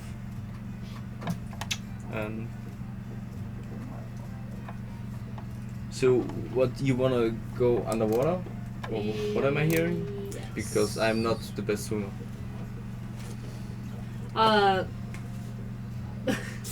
Lonnie will teach you. We could probably use you as like a underwater weight to just sink further, faster. Lonnie will ask Drazzle. Can we still breathe underwater? As you turn around and ask him that, you see Drazzle is just fiddling with some of the dials and switches. Uh-huh. Mm-hmm. And the next thing you know, the surface of the water is way above your head. You found the I didn't know that this was a depth submarine. control. This explains why the dwarves don't worry too much about the stability of their ships. If they're also submarines... Wait. What? Drazzle doesn't have an off-brand game console controller to control this thing, does he? No. No. It's got real controls. Oh, good. And we're not surrounded by carbon fiber with no window. Oh, no. This is dwarven reinforced stone. And we can't see the Titanic anymore. Not yet. Not yet. Alright, we're safe. That's at the bottom of the trench. We're not going down there. Don't worry, we're not using a Bluetooth controller here. So as it's going down, you realise that the stone hasn't really been moving through the water as a normal ship would. It actually ignores the currents, the movement. Your entire movement has been your pedaling. If it's just no one's pedaling, it's not moving. Yeah. That's really interesting. So Lonnie is now more perplexed by this, and she's like, "What? This shouldn't work like this. What?" And as you're looking up, you notice that there is a dome of air above you, even though it was an open-top boat. Okay. Nice. And no bubbles are going up.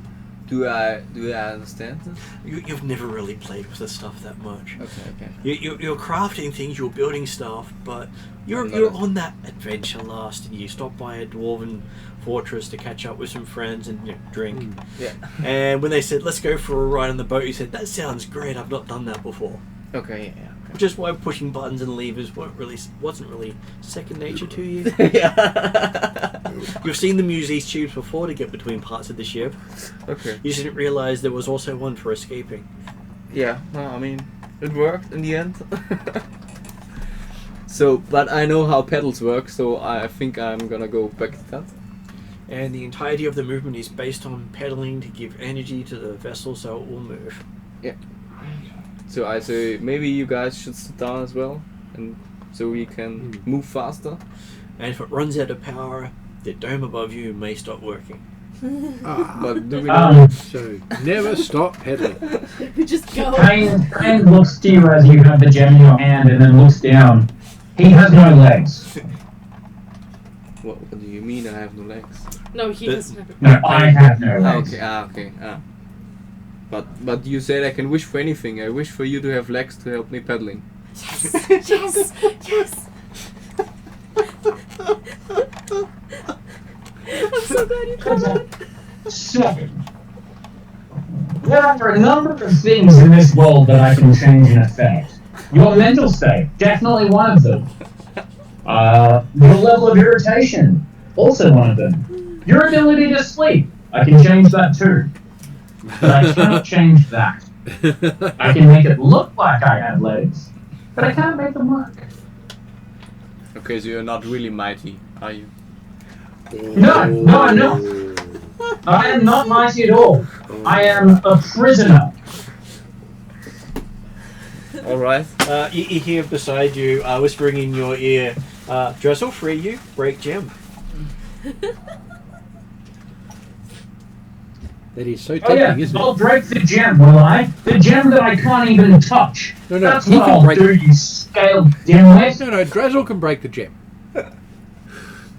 Send half Go forward, on send then, half break backwards. it. See what happens. I've never been able to break it. I've never met anyone who can break it. Last Are you time sure you don't Dressel, know what'll happen? last time Dressel broke it, bad things happened. Yeah. There's my gem and I don't even remember that, so I don't know what's gonna happen. Do whatever you want. You died.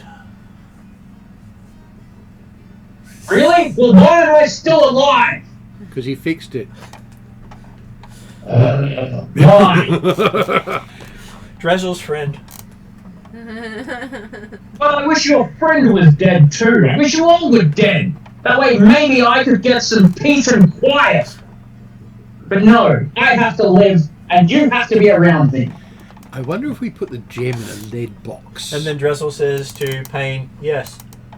You know, it might be nice to be everywhere and at every single time and be able to see everything. But I can only be here and it's the only place I don't want to be! I hate you all and I'm cursed to exist. I wish you all were dead. He disappears. Dressel pats the dwarf and says yes. It goes back to staring out at the water. Okay. He likes the water. Okay. So, I guess, It's restful and doesn't Bonnie's make any still demands being on him. perplexed by how this thing moves. Like, I guess, encourages everybody to paddle at a rhythmic pattern so we get there at a correct time. Okay. Hee-ho, hee-ho. Yes, it is quite the workout because it is resistance training. Uh-huh. The doors don't make it easy. No, I mean, If it was easy, anyone would do it. yeah. Lonnie encourages the squishier party members to keep going.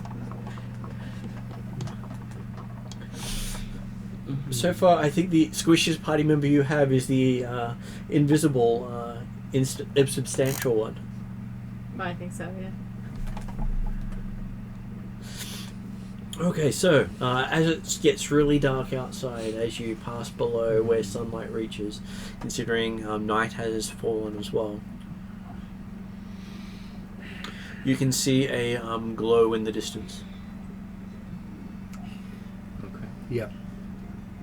It's going to be interesting to make this a heist, because this thing moving through the water is going to be impossible to miss. Well, you don't even see a drag in the water behind you. That's... It's as if it doesn't. It moves within its own plane. That... It doesn't. Yeah. It doesn't move in the water. The water moves around It's- it. Yeah. It's moving in a bubble of its own water. So it's water on water. So, because both I and Hayne have been ignoring as much as possible, the heist that we're going to, is there any creatures actually defending this place? It's a settlement of Sahuaghin, But which this means is- there's This buckets is of just them. what Lonnie knows based off of old story, is that this is likely where the Sahuaghin are. She knows. Could she roll a history check to know more? Yes, you can. Okay. I can... Back up lots of that. 20. Okay, so having a think about it, it's supposed to be multiple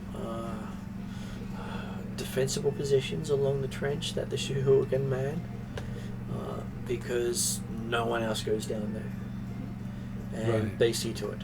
Because it's very close to the trench, which is very close to the wheel screen of time. And the trench is also where majority of their people are. Yeah.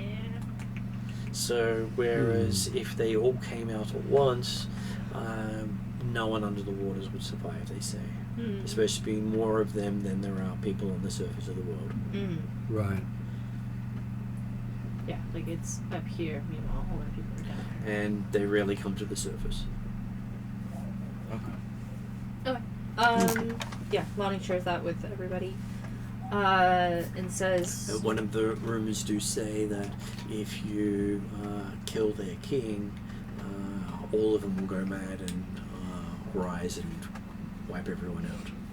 That's an important fact to tell everybody. Yes.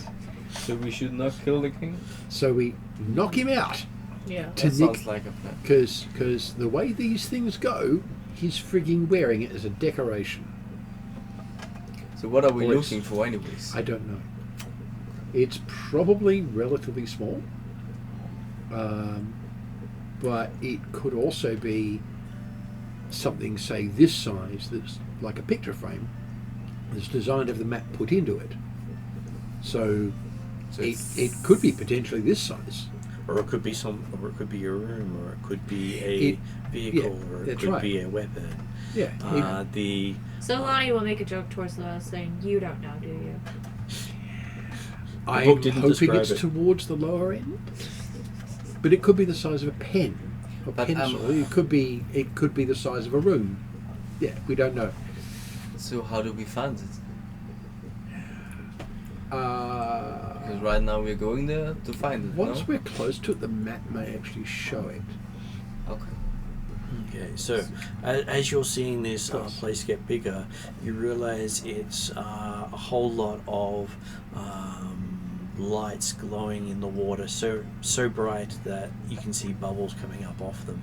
Okay. And there seems to be a single entrance in the side of the cliff face, and a score of Sahuaghin on mounts out there. So yeah, we'll not go directly into them because that would be a bit silly.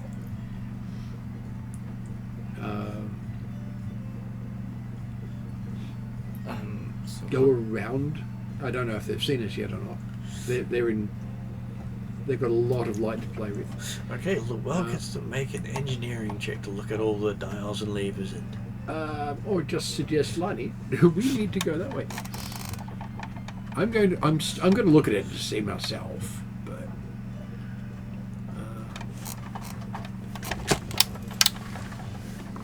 because you have 2 extra skills in the game called culture and engineering. yes. Okay. Sorry to interrupt. Martin, what level is the party? 11. Fantastic, thank you. I did have a listing of all of my happy skills with culture and engineering. Engineering is one I do not have, potentially. Okay. No, it's not one I've got various tools and so on, but I don't have engineering. It's okay. I So don't think.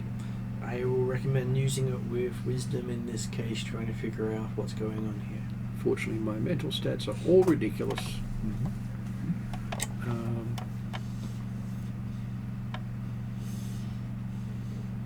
I should actually.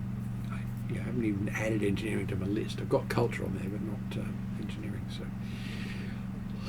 it's just a wisdom check.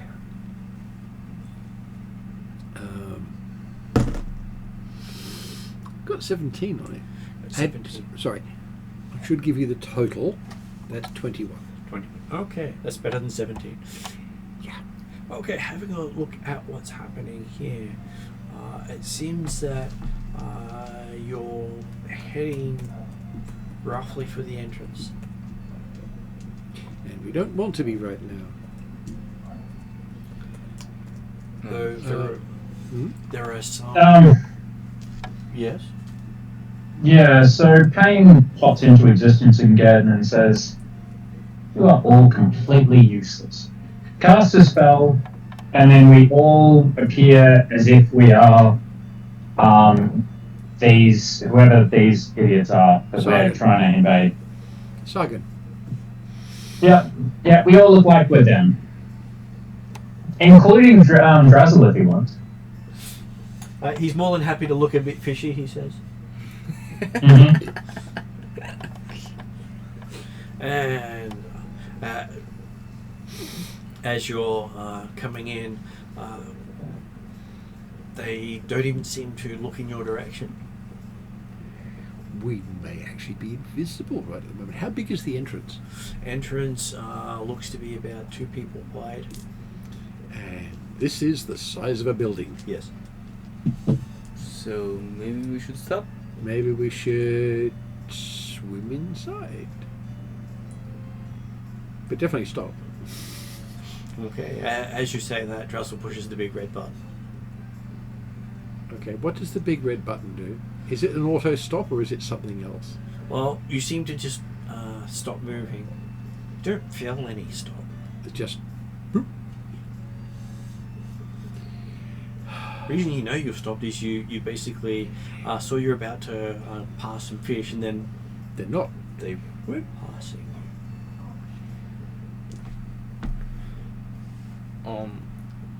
Yeah. Lowell doesn't have the engineering knowledge to even remotely think about what's actually done.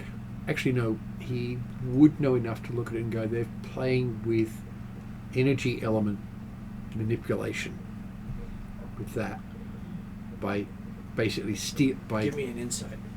stopping its momentum. Insight's something I'm good at. Although not quite as good a roll.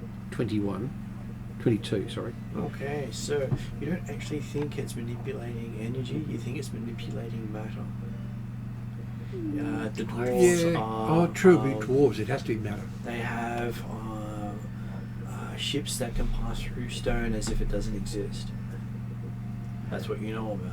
Yeah. But you've never seen what the dwarves of the water do. Most likely the same technology. Quite possibly the same technique. We could probably go through that wall. I'm not going to test it. Depends on how good they are at it. Yes, and we're worse than beginners. Not going to try. Because what would happen if we got inside and couldn't get back out? So right now we are parked in front of the gate. You seem to be parked about 100 feet off from it. Mm-hmm. Looking down, you can see that you can't see the bottom. Yeah. Of the trench. You're on the edge of the trench. Yeah. Gotcha. And so, so far it's as if the scouts can't see us, and then Payne has turned us looking like Sahuaghin. Yeah. So You see Drizzle give Brumdram a hug. I give you a knowing nod, just like Okay, what's going on? As he does so, you feel as if you've got gills sprouting on your neck. What gills? Ability to breathe water. Ah, okay. So fish have gills to breathe. And then Yes. what is going on here? and What So- did you do? You can breathe underwater now. Okay. yeah. We've got- Lonnie we've got a- just says, hey, Just trust me. yeah. He pats you in the head and says, Drizzle, hold. Yeah. Thank you, Drizzle. Because we've got a magical effect that allows us to breathe underwater that isn't affecting you, Ah, okay, which means okay. getting out of the ship at the moment would involve you drowning really quickly. Do you also realize the effect you have isn't about breathing underwater? No, it's not. It's about breathing. It's about being able to just breathe. Yes. Yes, No matter where you are. Or what. that's right. We could potentially breathe in a vacuum. Okay.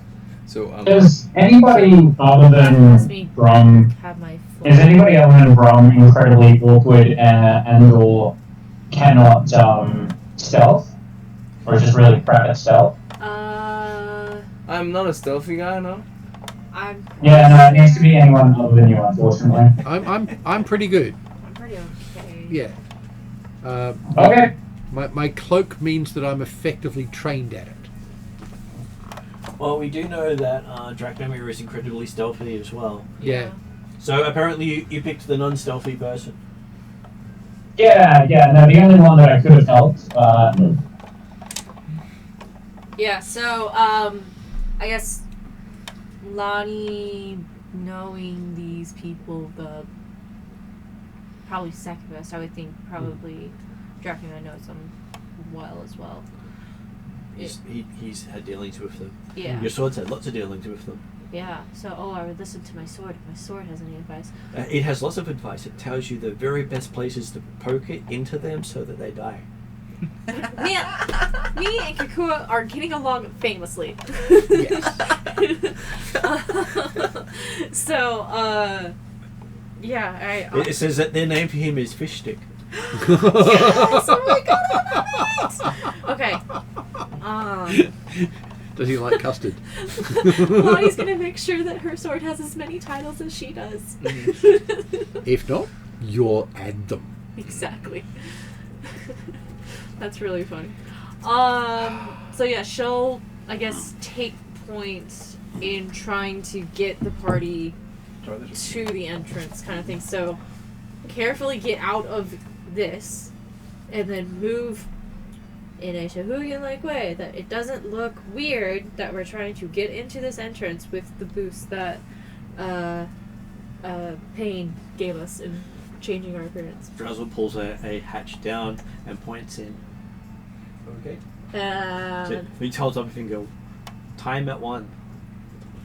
Time at 1. Lonnie shakes her head in a knowing way, 100% not knowing what Drizzle's talking about. So she's like, all right, we're gonna do it. Let's go. Lonnie's a doer, not a thinker. Yeah. Drum likes that. Yeah. So, well, So This Llewell, party is so full of people like that. Llewell has an idea that it's some form of weapon system. Oh dear. Okay. I mentioned this though. I think it's something to do with weaponry. The thing we're looking for. Yes. Okay. So let us see what you guys come up with. So do you crawl into the place suggested by Drizzle? Yes. He shuts the door behind you. Okay. And then next thing you know, you're flying across the water at faster than you can swim speeds. Of course. Do we have to go that far? Okay. So there's an escape hatch in the escape hatch. I'm not sure. Well, they normally stick things they want to shoot at people in there. So Yes, you the just torpedo system. You just fired yourself out of the torpedo tube. Yes. Heck yeah. Okay. And looking back, you can't even see the vessel. You know how big it is, you just can't see it. So it is for sure invisible. Yeah. Nice stealth system. I like it. Well, if they're most vulnerable to water, it probably can't be seen underwater. That. Yeah, that makes good sense and is ridiculously powerful. I like it. Which means finding it again will be hard. Yeah. Poke around a bit. And then Drizzle opens the door and says, 2 in. So Who's telling you go in? I just get in there. Yes, look at Kate climbing inside. You recognize it as one of the dwarven throwers that can send people quite a distance. Of course, not everyone survives the landing, but hey, no risk, no reward, no glory. So I guess for glory then. And as you go shooting out, you're looking down going, there's no bottom down there. And I'm quite surprised how I... And you have heard that there is this trench out in the water that has no bottom that will eventually take you to the plane of water. Okay, I don't want to go there. No. Lonnie will, assuming Lonnie is righted as well. Yes, she'll seem- catch her new dwarf friend. You seem to be heading directly towards the entryway. No matter how hard you try to veer away, the momentum's quite strong. Yeah. No, she'll continue. She'll do her best to right herself when she needs to be. But see if we convince the others to go be shot out in cannon. And then you see coming along behind you, Luell. Yep. Lonnie will make sure to catch Luell because Lonnie knows that Luell can hold his own, but wants to make sure that the squishy elf friend isn't squished. Then after that, you see Drachmir. Lonnie trusts Dracula. He seems to be facing the wrong way, though. Lonnie usually doesn't have to question Dracula, but will definitely try to. We'll get Bromdrum to maybe assist in catching Dracula. Okay, so you start approaching the Sahuaghin before you, who seem to be calling out in the Undercity, I know that one. saying, "Halt, who goes there?" Okay. I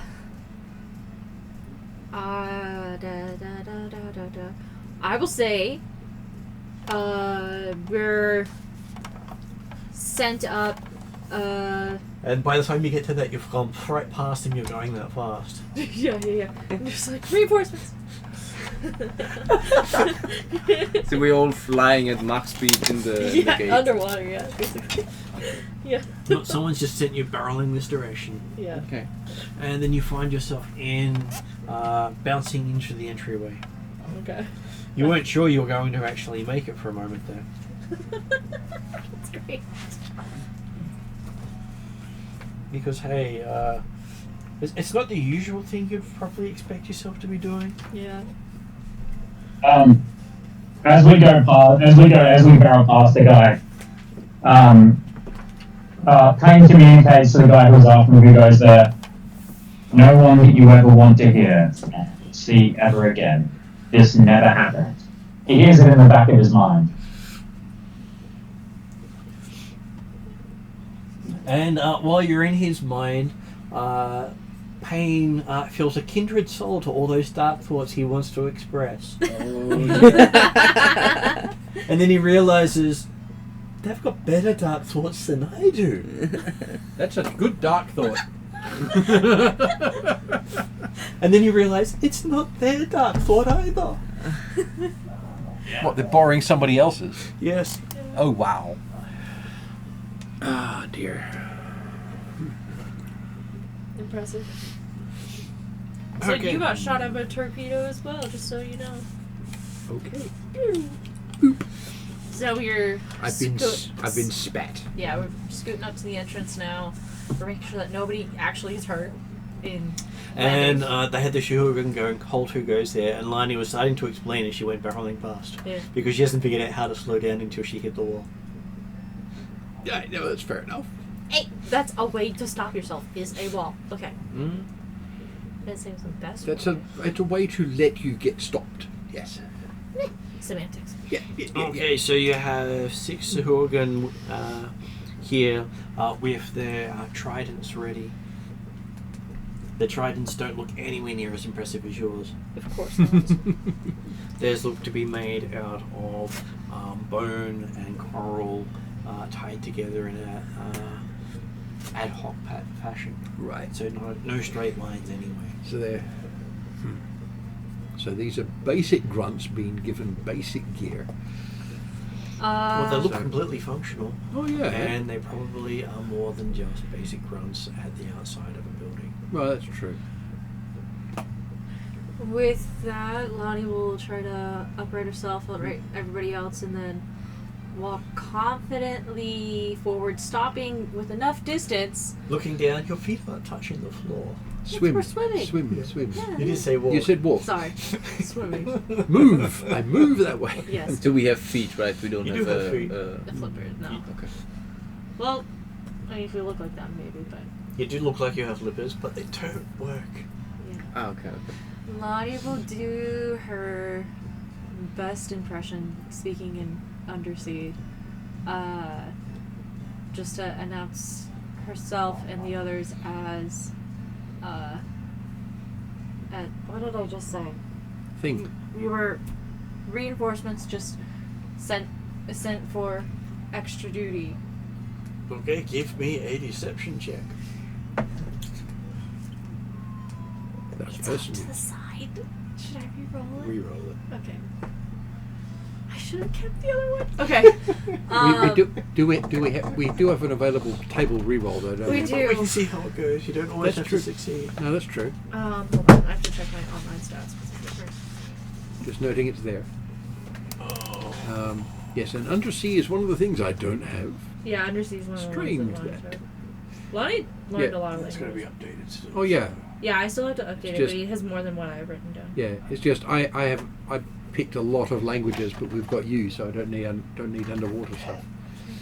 Well, it is her stick. Exactly. I wasn't going to step on it. Because I have to see if I got Hmm. expertise in it. No, I don't. Okay. I had like 4 languages to get to native quality. So 11. Okay. You don't really feel as if you've gotten the nuances of speaking as a Sahuaghin because you just can't I don't make have it sound German enough. Yeah, Oh. I don't have their accent down. It doesn't sound as harsh or as pointed, Yeah. and they can't stop laughing at your horrible accent.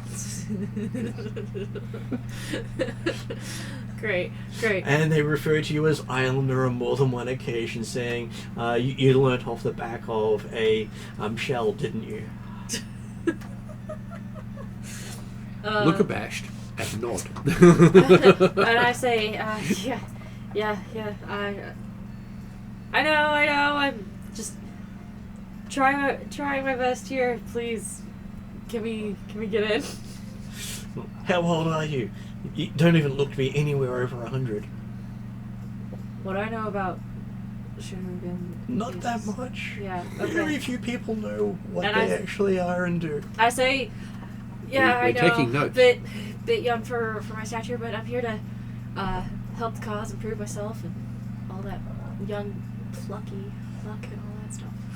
So what's the cause for younglings these days, he says, putting you on the spot.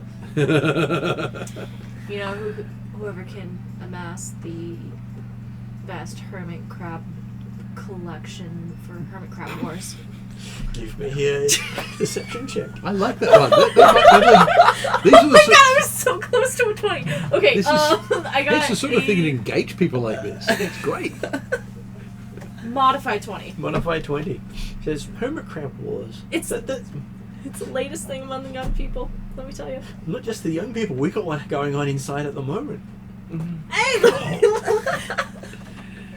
Man, Nice. can I get in on this action? Like, I know the best hermit crabs. Okay, so they're like, Paul, Little lobster. just a few pages in. Oh, cool. I read the adventure. That's awesome. Yeah, of course. It was funny to actually. I don't always read the adventure because I never Yeah. know where they're going. Yeah. I give Right. them options to go in any direction they want. Yes, but in this case we're going in. So I was thinking like Beyblades or BattleBots or something. So yeah, that's close enough. Yes. Okay, those are big lobsters, but it's basically the same. And it says, can you show me yours?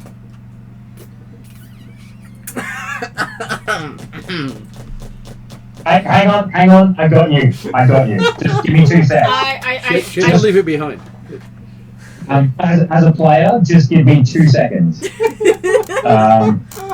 Lonnie will look toward, and she's like, oh yeah, hold a sec. She'll look at the other guys and be like, does anybody have anything? Wait, don't I have a shell? Yeah. I'm sorry, but I just need to look up a couple of spells.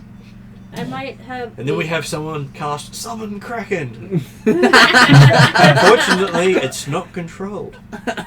Oh, that's a great idea. Oh my god, thank you. And Control Kraken are 2 different spells. Yes. No, I think I had a shell of some kind. No. It's alright, I got you. I'm worried about that. Oh dear. Okay, so what is Payne's solution?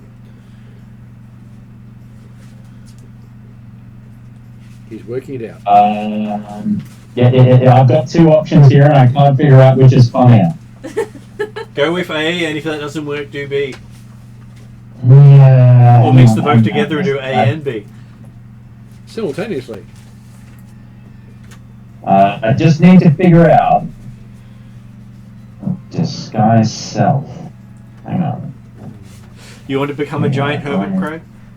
It's different until the end.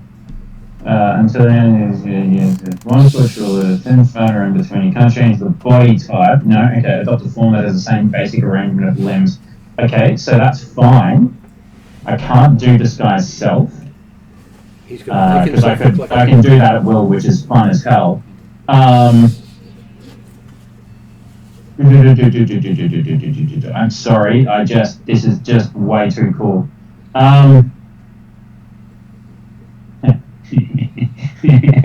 Do I do the Chaos Goblin thing, or do I do the slightly legitimate thing?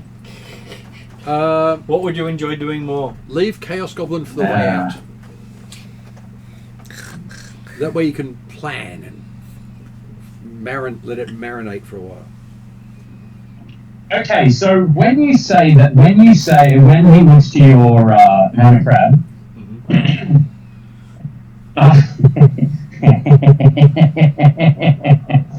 alright, just need to read this particular spell.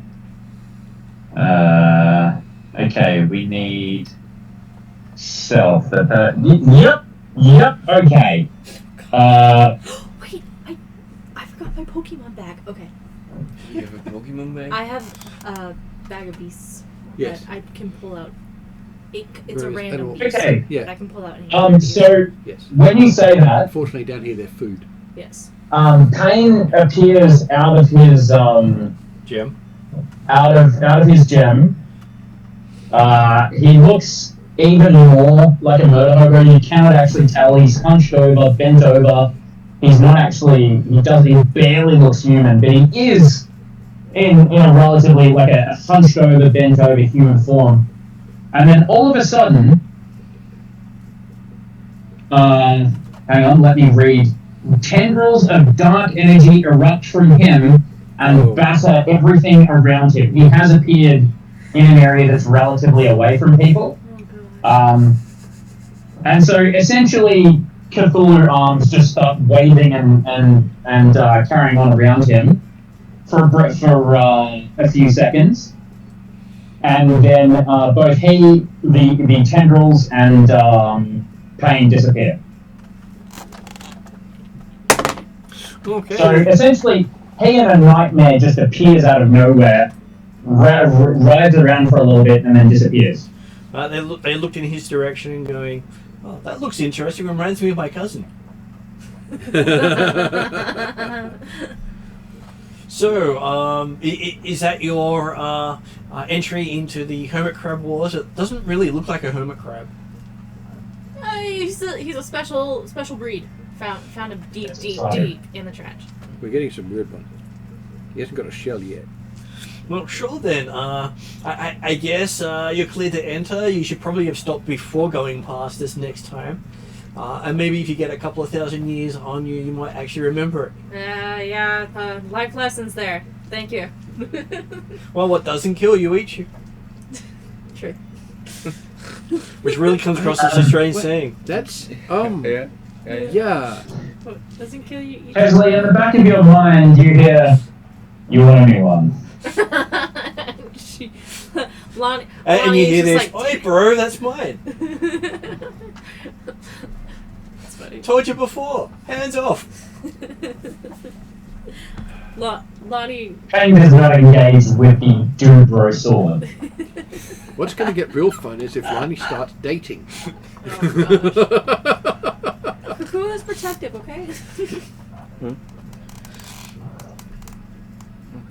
And you do hear That the sounds violent. Kakua does say the only decent conversation with the Sahuaghin is, how many holes have I put in it? Right. It is interesting when the intelligent weapons are more hobo-y than the party. Yes. Well, yeah, they don't need an off switch. They don't have to live in the society they've got to live in. So yeah, Lonnie will.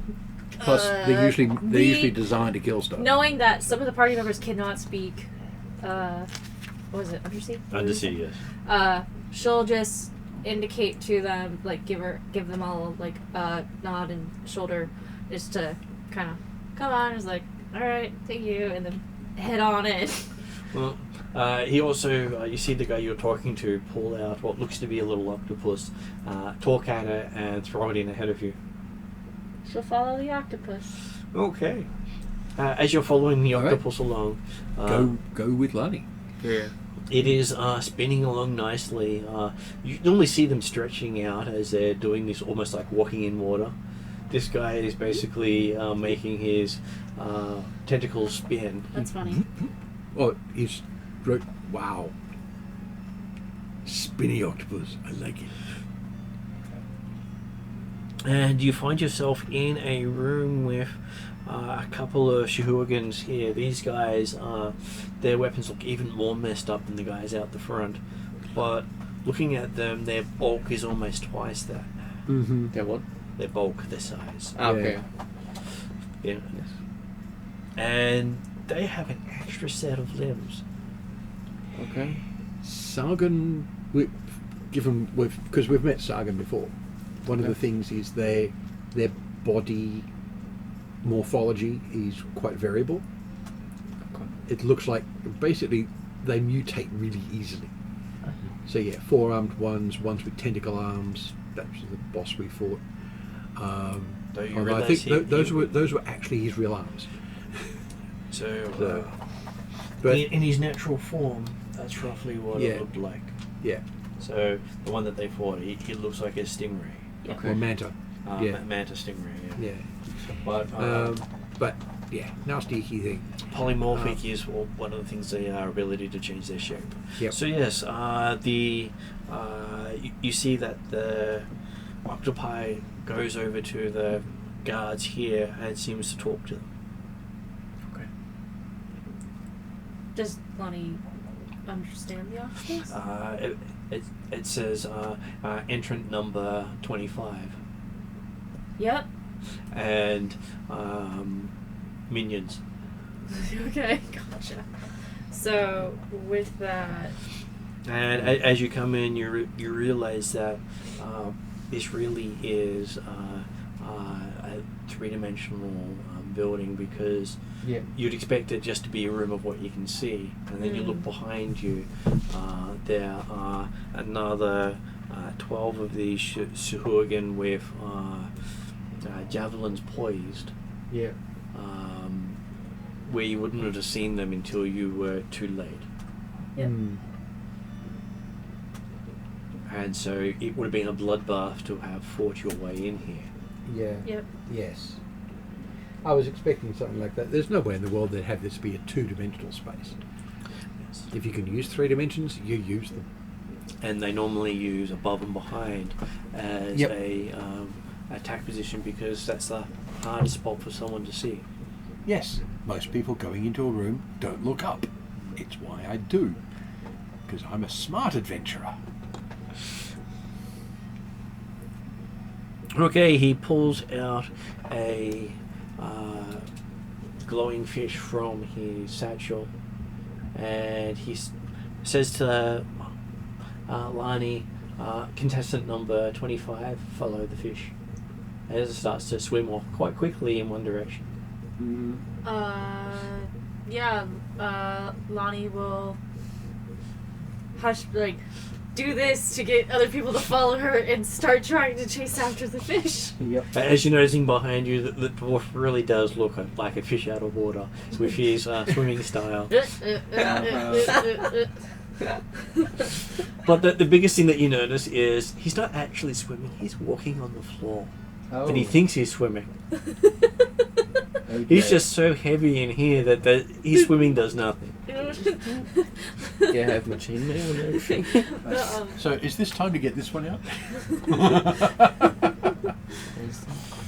It's companion. Basically, it's fighting. It's Pokemon. Okay. I have a couple of books that will allow you to do that. Yeah. This one's amusing. I think I prefer the way the other one does it though. Okay, so you find yourself heading into a section where you can see writing in Undercommon saying Champion's Quarters. Mm-hmm. Okay. So we follow the fish into Champion's quarters. I will look around to ascertain what they consider champions, to kind of know the threats that we may be facing Well, here. you can see in each of the chambers you're passing that are labelled Champion's Quarters seems to be one probably one Sahuaghin that's been doted on by a bunch of others. Okay. Gotcha. So it's usually the champion, Lonnie, with minions. Yeah. Supporting. Gotcha. Okay. And plus, you're the one who spoke. The others haven't said a word, so obviously they're not important. Obviously.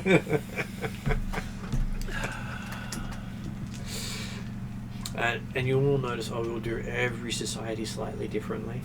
So as you come across something you haven't seen before, you won't know exactly how they're going to treat or react to you until you start reacting with them. Yes. Okay. And it can be how you start reacting to them will determine what they are. Okay.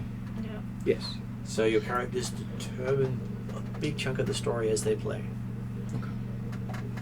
Just so you know what's happening in some of the things there. So you could make it a fight the entire way, you could make it a negotiation, you could even make it a Pokemon grudge match if that was how you were heading out and doing stuff. Yes. So But it's one of the reasons I'm a diplomat. it's Yeah. really funny to me that was actually in the story, and then I just thought of it. So. Well, the thing is, the fact that you thought of it, the fact that they had something in there, that means I can turn it into that. It's perfect.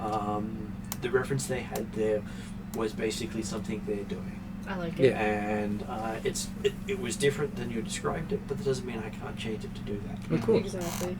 So as So you're the base is there. As you're going past, a few of them give you a shrug. One of them ignores you completely by literally turning to face the other direction. Obviously, they're the big kahuna here. Mm-hmm. They think they're so big that they need to ignore everyone else. Lonnie's offended, and just like a coming of age high school movie, she now knows that that's her top rival. Of course. And you pass one of them. She's not even Sahuaghin, she's offended. Okay. And one of them seems to call out, "Aloha!" She calls back, "Aloha to you as well," and whatever. You're from near the surface too, are you?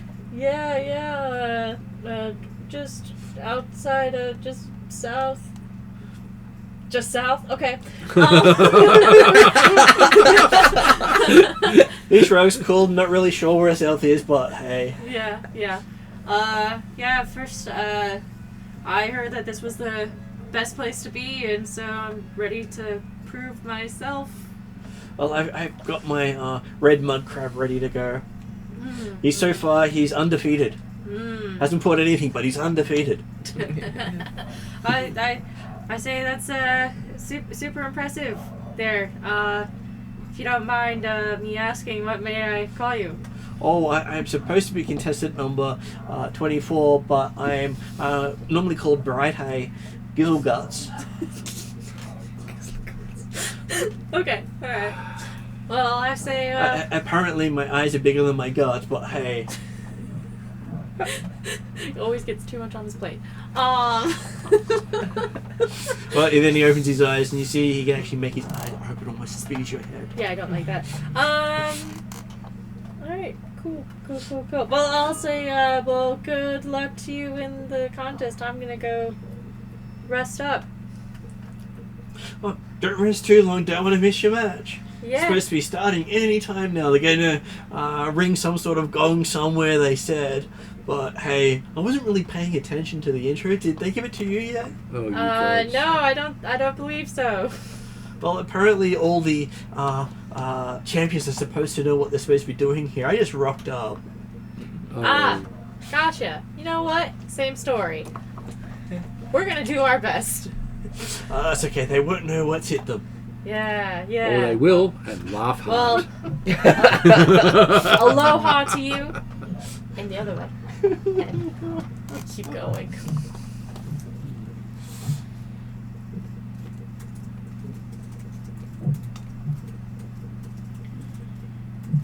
Okay, so you find yourself taken to what appears to be an arena. And you hear someone announcing through the vibrations in the water. Because it was like nice and quiet and suddenly noise. As we're like going through before we get there, I'm like trying to whisper to all of them in languages they understand about like what is happening.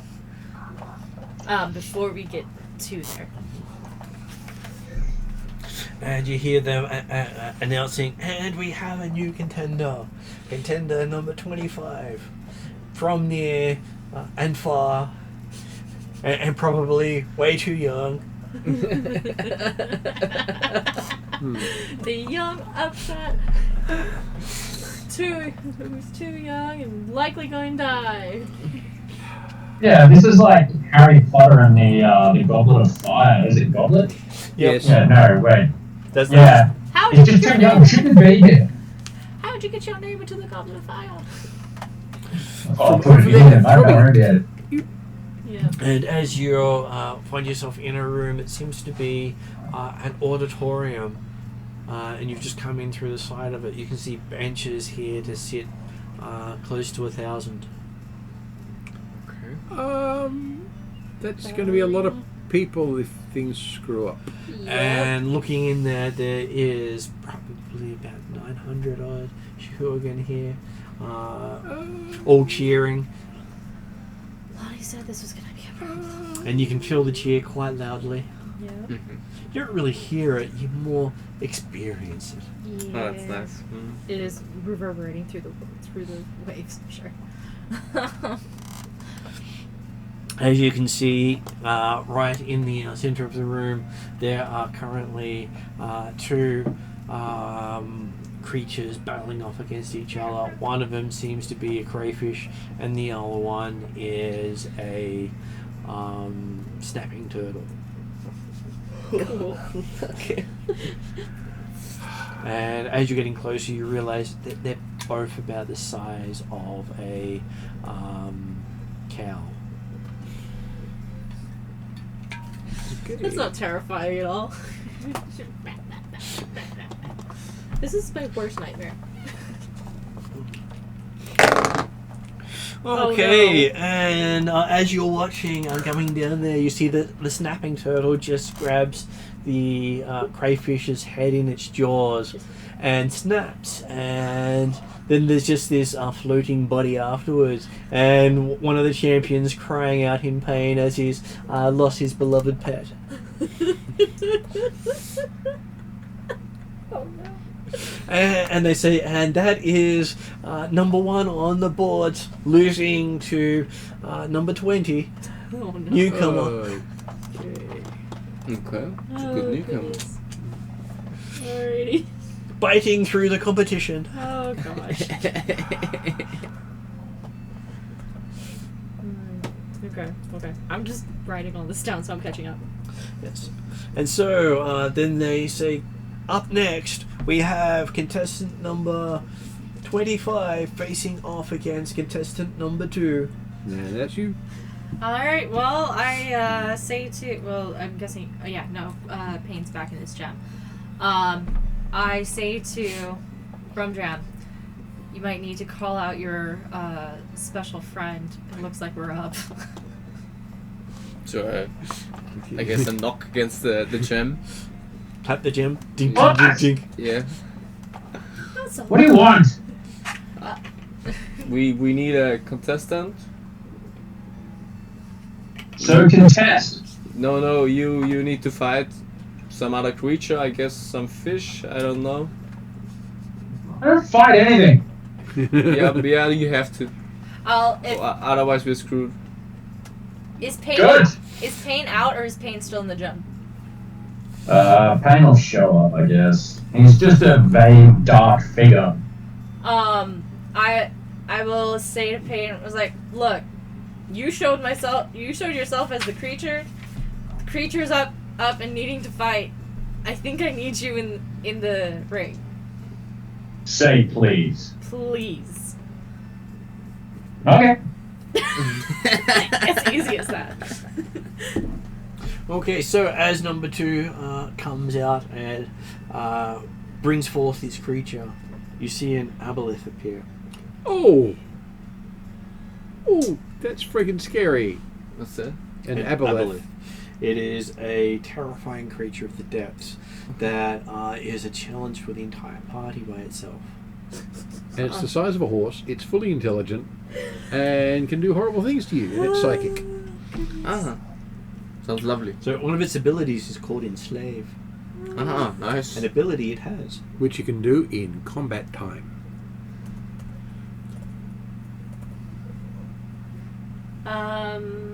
Can I... What was I gonna say? Based on what we observed here, it looks as if they just let the creatures fight off against each other, and it doesn't look like the entrance or the... Kesley! Oh my god, stop ruining my surprise.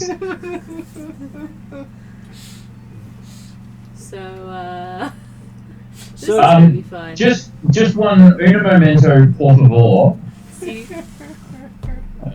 There's one Lovely. and they're that big. Well, they heard And they're that probably someone was smarter than bringing you. in Actually, they another are smarter horror than of you, the they're very deep. intelligent. Yeah. Yep. So they're not going to match unevenly creatures against themselves because that would just be more of a bloodbath. I like to see, it drawn out, long and bloody, Yeah. and more painful the better. Yeah. Okay. Because they're rude. Yeah. All right. Okay. All right. What's the duration? Fantastic. All right. Yep. I'm gonna go for it. I'm gonna fail, but I'm gonna go for it. That's always the best thing to try. You got the fun spells. So yes, Yeah. what does pain Yeah. do? Pain casts major image. And a giant, sorry, not a giant, an eldritch beast within the spell's parameters appears around him. And basically, Pain is going to attempt to make it look like the eldritch beast is fighting the aboleth. And at the first sign of attack, he will try and make at the first attack, he will try and make the Eldritch Horror die or appear to die. Even if he has to cast a few Eldritch Blasts from within it to make it look like it's attacking, yeah, he'll do what he has to. He'll do his doggone best. Okay. That's the plan, anyway. So as you make this eldritch horror appear, the entire arena seems to fill with some sort of mucus cloud. Oh. Yep. As the aboleth pretty much is throwing its contents into Yep. the battlefield. And Payne's going to ignore it. And everyone else has gone, oh shit, that smells. Somebody just took a sea cucumber and was like, give Yeah. it teeth. It's basically a cross between a sea cucumber and a lamprey. Yeah, so The Payne, psychic when that happens, Payne just briefly yells out back to the party, "I've seen enough hentai to know where this is going."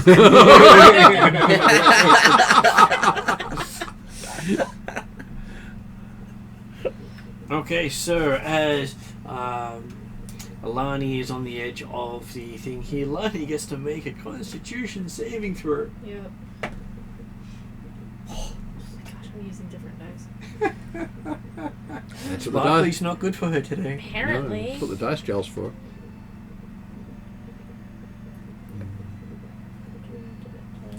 I mean, can you reroll it? No. It's near the end of the game. I'm going to use the table reroll. Mm-hmm. That's better.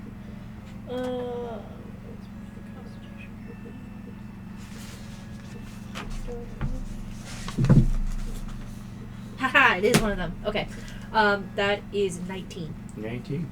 Okay, you find that you've breathed in some of that mucus. Great. It doesn't feel great. I would think not. Martin, Yep. this may be really, really funny to you, as I have intentionally read the rules for Aboleth, but I'm not doing it in a way that will advantage me.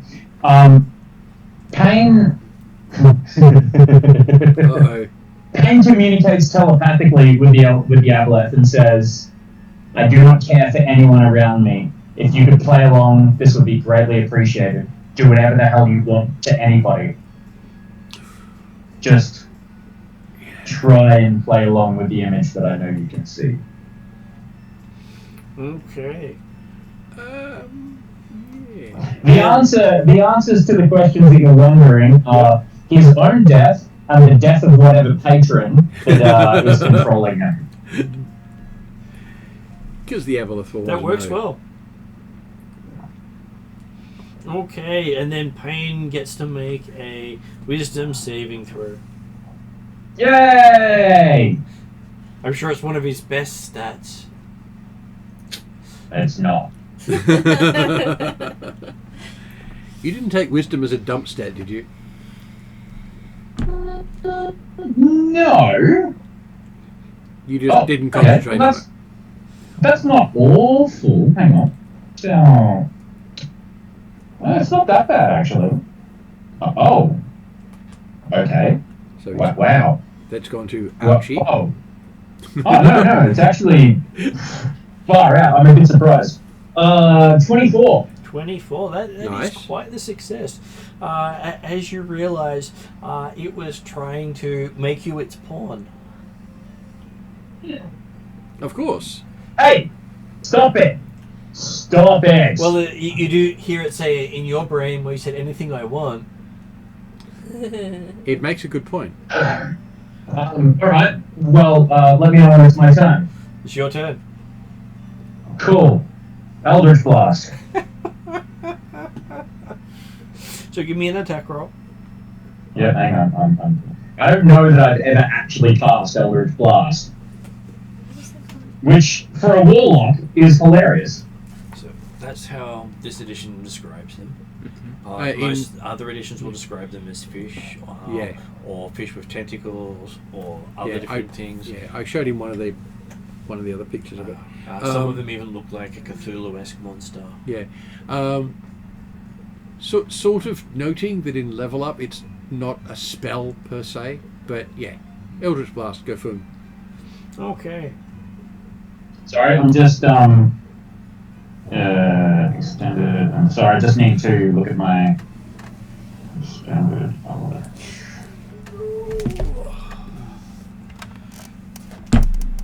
I never actually. Okay, yeah, that's cool. It's been a while since you've looked at attacking things. Yeah, I just usually bullshit them. Okay, so that is the level up version of the creature, which looks far more horrifying. Don't like Yeah, it's a tentacled shark eel thing. Yeah. That describes good. Screaming eel. So what does potent Eldritch Blast do? Does anybody know? Which one? What? Potent should do more damage. Yeah, that's what I'm thinking. I don't know whether I included it. At your level, Yeah. I'd be expecting it to do about 5 dice of damage. With Not quite, but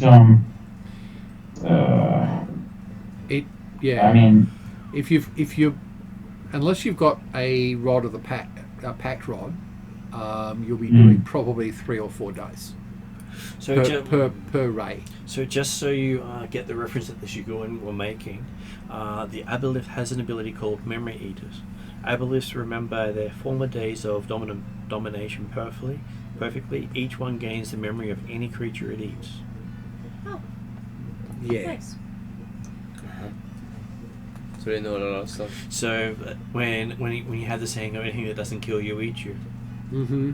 you technically don't die if your memory still exists. Well, kinda. you live on. In some people's belief system, if your memory still exists, Yeah. and these things never forget anything. Yeah. Particularly tribal. But if it eats you, you can't get resurrected unless someone's got true resurrection. So basically, you're dead. Guys, I do apologise. I just haven't done this before, which is No, that's ridiculous fine. because All I'm good. friggin'. We're all getting new stuff. We're all It's fine. patient. So yeah, what's the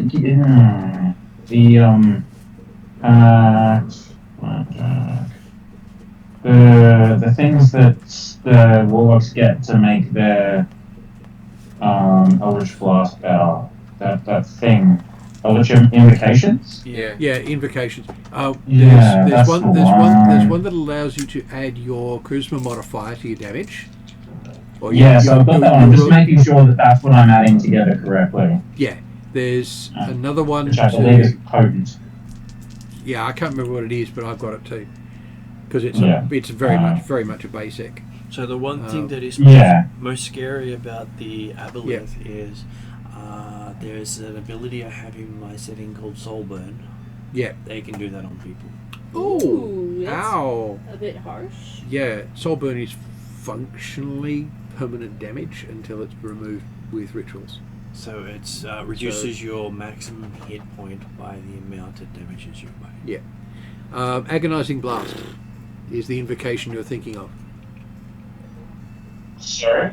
Agonizing blast. Agonizing? Yep. Yeah, cool. Which Alright. which is 100% appropriate for pain. That's You take that yeah, in. it is, isn't it? Yeah. That's really funny. Yes. Pure what I feel, Zap. Yeah. Yes. I've got the sneaky. There we go. Yeah.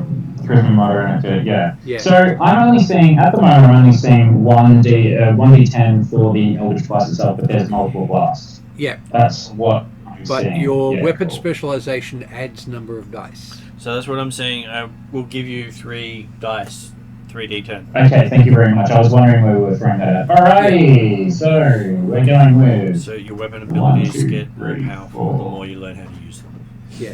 So a first level character who stabs you with a dagger is not as good as a 20th level who stabs you with a dagger who's learned how to hit people with it. That Yeah.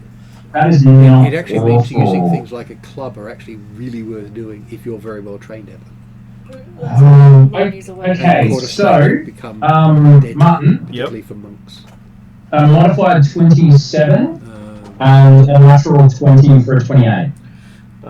Okay, so that would be first one would be a critical hit, and the second one don't need to worry about the first one's damage, as you seem to have managed to get it in a vulnerable spot. You have no idea which spot was vulnerable, but the Yeah, it next was thing one. you know, the cloud of mucus is not just mucus. it's got blood in it. And I I'm want going you to to give. know that I rolled a 19 and a 20. And I'm going to give Kesley's character another Constitution saving throw as she breathes in more than just mucus. I don't want to. No. That one is a 10. Okay, yes. This one seems to get all in through you, and you're feeling some otherworldly thoughts going through your chest. Yeah. Here's an example. Mm-mm. It goes from, I don't like I'm it. using Yeah. greatsword. those otherworldly thoughts were your own brains. Non-proficient. This is what you Yeah. As you feel basically very much trained at. sickened, and then you So just hear it's actually a from reach weapon. your good buddy going, Because nope, it's- nope, just no. no, Gives you and Yeah. then you reach to a end pole up throwing it all up again. Yeah, I do that. But then we can get up to master Yeah, level. I let Yeah, that at the happen. level And we're I at. think after, 'Cause as it's I'm throwing up, capped I'm by realizing, what level oh you yeah, are. no, I should throw But this you up can more. So I'll make sure. So Lonnie's add your not proficiency twice uh, and your strength a modifier stranger to on your drinking, two so hits. she knows how to throw things up to You're get not gonna rid of miss the bad very well. feeling. And then you notice nearly all the shit going around you were 19, throwing 20 up as crit. well. So it Yeah. doubles your crit chance. Yeah. Yeah. And Fifth looking off to edition, the unlike side, earlier apparently versions. contestant number 2 is Fifth missing his edition head. has almost no increased critical chance. Yeah, I mean the fighter hasn't. It looks as if Fighter has a couple our special Eldritch things that Blast allow person increase managed that. to Yeah, quick send weapon his master. damage Yeah, and then through this adds the to that. creature and take out the other champion with the single Plus at this shot. level, you know how to Nice. throw it. Nice. Stab somebody at range. Lonnie will whisper to Ooh, Payne, not a good thank you idea. so much. I probably will continue to owe you because I don't think this is the end for us. Master, you're doing Okay, an so- extra 66 damage. Yeah, Payne looks back to you all. Sorry, Plus you get a few bits. the major image looks around, and like this eldritch horror looks around as it has destroyed the other eldritch horror, Yep. makes an ear-piercing scream, and then this horror, and then Payne yells out this horrible rumble and says, "I will not fight for anybody anymore," and then disappears. Nice. And Give you that start man, hearing boos coming from the audience. give that man an extra inspiration.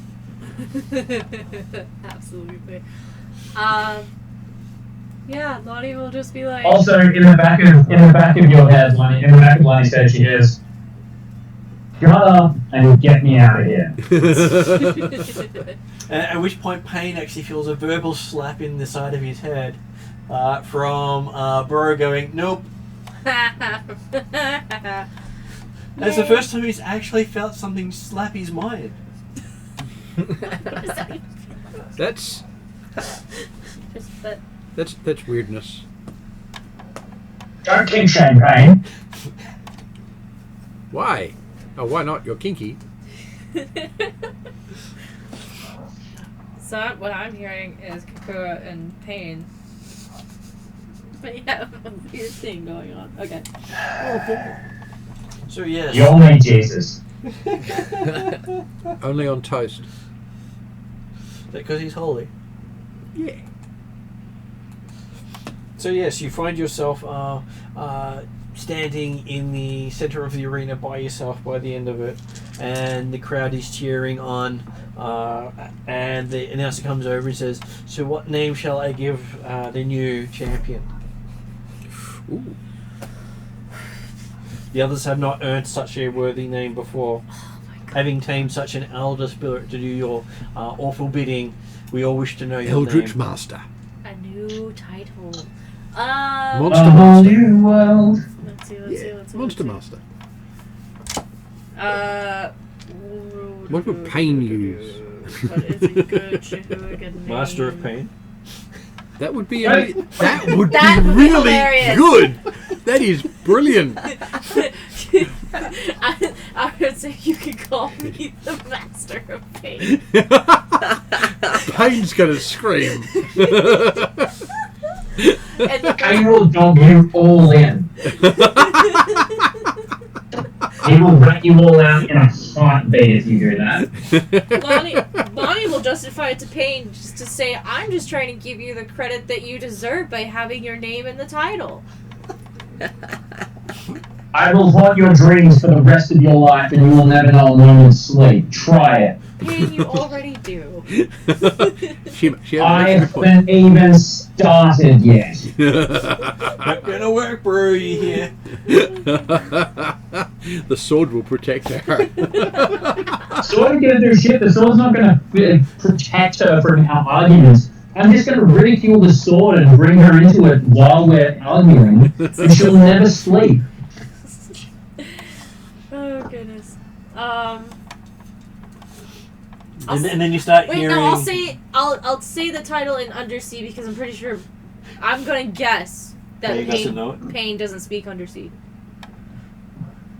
How many spells does Pain have? You figure it out. Yeah, no, Kesley knows that Pain knows it. Lonnie does not know that. Okay, so by the time Pain casts his spell to understand what's going on, he can hear the stadium chanting, "Pain, pain, pain, pain." Pain doesn't have any spells left. He's exhausted all. Then he just hears chanting. Well, you've still got the cantrips, but yeah. It's still But they are chanting pain. You call yourself Master of Pain, so they're chanting pain. Yes. I like it. And you're told that you can rest up and then summon your reluctant elder one for the next battle. Yeah. Where it will refuse to fight again, like they're sure. Yeah. It's a common theme. Yeah. Sure. Yeah. Well, fighting with enslaved So beasts. I will be like, yeah, whatever seems appropriate for the level of celebrating I should do, and then try to get to a private room as soon as possible. Well, you're escorted to the champion suite, bigger than all the other ones you passed before, because apparently you're now favorite. I'm the coolest. Yes. All right. Are we with her? Yeah. Yeah, we're staying. Well, she needs her. 'Cause She needs her minions. You guys are considered Yeah. my minions now. They don't expect you to talk at all. They just drag you along. Yep. Yeah. Okay. So The entourage, as they call it. Yes. yeah. And then they shut the door over for you, so you can get some privacy. Because you've earned your privacy. Okay, gotcha. So, yeah, as soon as the door closes, Lonnie just kind of, freaks out silently a little bit. It explains further what's going on to everybody who isn't maybe catching up. And just be like, alright, so we're stuck in this contest now. Pain comes out of the gym and slaps Lonnie. As you go to slap Lonnie, you realize your hand just passes right through. He's going to do it anyway. You know him. And you're not really sure why it passed through because you're used to connecting with people. And you hear, "Sorry, bro, nope." Oh, no. Right, I will Pain just passed Eldritch Blast at Lonnie. That's fair. Gonna have to call attack roll for that one. Go ahead. Yeah, happy to. Most likely going to hit, but hey. Yeah, I'm most likely gonna hit because I don't have that high of an arm class. Wait, where's my phone? I don't have it. Sorry. No, but really, I can't find my phone. What's your phone number? Oh, We'll call there it you. is. It's over there. Oh, shut up. He sets it on recording and then he starts getting random phone calls over the next few years. Yeah. Alright, I rolled a 7 and a 17. Let's see what the 17 does for me. 25. So 25 hit Lonnie. Yes. What about the other one? 15. What is Lonnie's armor class? 16. So the 15 does miss. 17 Eldritch Blast damage. Yeah. He gets smacked by a blast. Yeah. And then you hear a voice coming from your sword going, "Is that all you got, bro?" Lonnie says, look, Pain, look, yes. Got it. Observe. But you did volunteer yourself out the front. You cannot blame this all on me. And then you can sort of see while she's saying this, you see Lonnie seems to be unconsciously pulling out a sword. And you see the sword is making the pain you feel like it was nothing in comparison by looking at the sword. Lonnie? You have a Put the sword feeling away. it's connected to your sponsor somehow. Oh, a sword. Oh. Hi. Alright, give me Oh. 2 seconds. Poop, I'll heal you. So the concentration roll. What's the can I cast a spell right now? You can, yes. You're just feeling lots of pain. It's Cool. not an unusual thing for you, but you're used to working through it.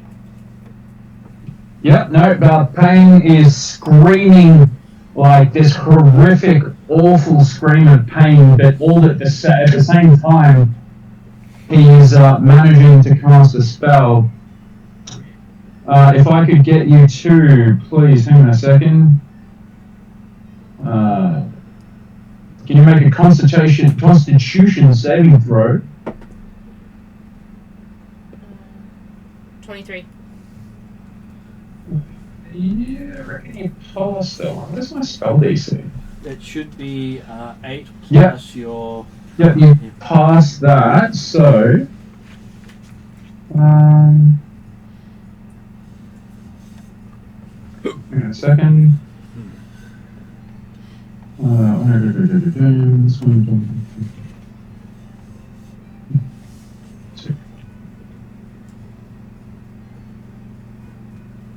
Ah, yeah, it's a cantrip. Yeah, nothing happens. Ah, sorry. A swarm of horrible bugs appears around you and then dissipates immediately. Well, you see, it seems to be absorbed into the sword.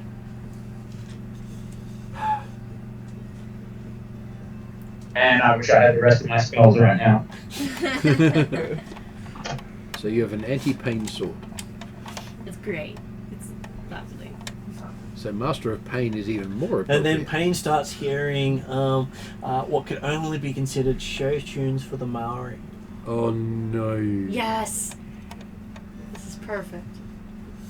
Not even sea shanties, just the Just show the show tunes and the romantic type. So Oh dear.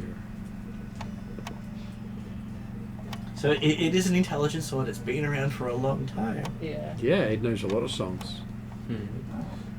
How does Payne react to hearing probably his nightmare in reality? Success. I think I've got a perfect spell. Oh, no.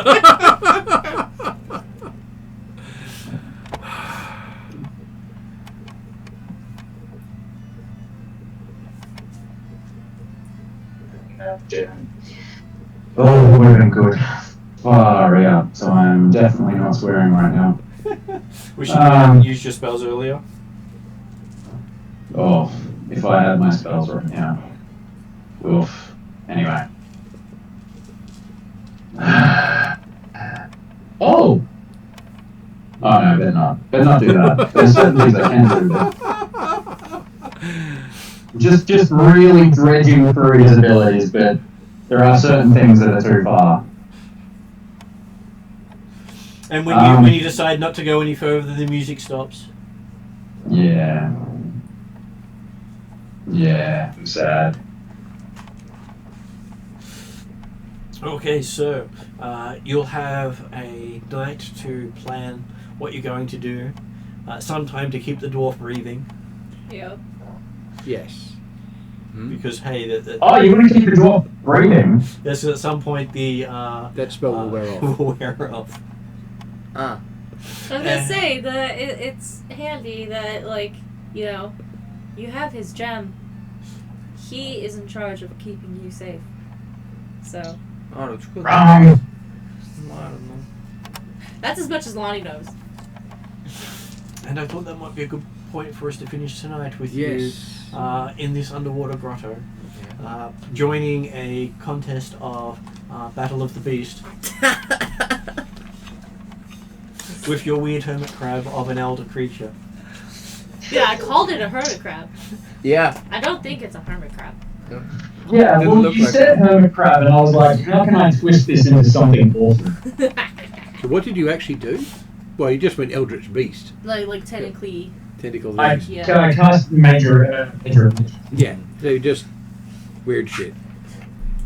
Yeah, just created some Cthulhu stuff. Like they pulled out some Cthulhu stuff, so I made some more Cthulhu stuff, and then Well, I just Yeah, well, the Yeah. aboleths are basically that. So yeah, it's a horse-sized, evil-looking sharkfish with tentacles. That is part of it. But might I say also that, like, you guys are talking about some Pokemon stuff. Just remember that I'm inside a gem that you could potentially throw, sort of.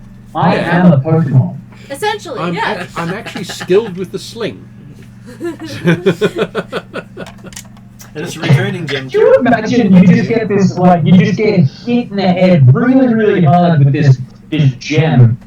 You look down at the gem that's at your feet, and then just bursts from it this eldritch horror that eats your soul. Yeah. Sounds perfectly normal. Sounds like what Yeah. you just faced. Yes. Absolutely. Yeah, if you Sounds like your average Thursday. yeah, that's right. Well, when pain's around, certainly. Yeah. Anyway, that worked out well. Well done, Kesley, for coming up with that crap. That was really, really funny. Yeah. Oh, that's why I put people in the spot. It's like, here's something to try. Yeah. So, all right. Well, I'm glad to have pain as part of the story for at least a bit. Will you be joining us next time? Don't know. No. Play I'm- by Play ear. by ear. Yeah. He might be It the just so reluctant happened one that- after all. It just so happened that I was covering somebody else's shift and I had an empty bus, so it worked out well. Lucky. Well, great to have you in. Yes. Thank you for joining. It's good to be here and ruin everybody's progress. Oh no, they still progressed well. Yeah, They we got actually. into the location, and who knows, they might decide to do some Mission Impossible style stuff while everyone else is asleep. Exactly. Yeah, so basically, if ever I'm not here, like if I had floated in and out of the campaign, I'm in someone's pocket. Yeah. Yep. And if you want the help, you try and summon him, he just says no. Very much what the sword was saying to Pain to do. Yes. Not No. today. Yep. All good. Yet if he had been doing it to Lowell, the sword would have went, Yes. he can't protect Lowell no matter how much you might want to. And he probably doesn't want to anyway. Because, well, hey. You're not the Islander. No, that's right. I'm going to put it on end credits. And thanks for listening, Jeremy. Hopefully you got some enjoyment out of it. I caught the end of it. Oh, good. That's all good. Okay, so just putting it on the end credits so you can chat after that if you'd like.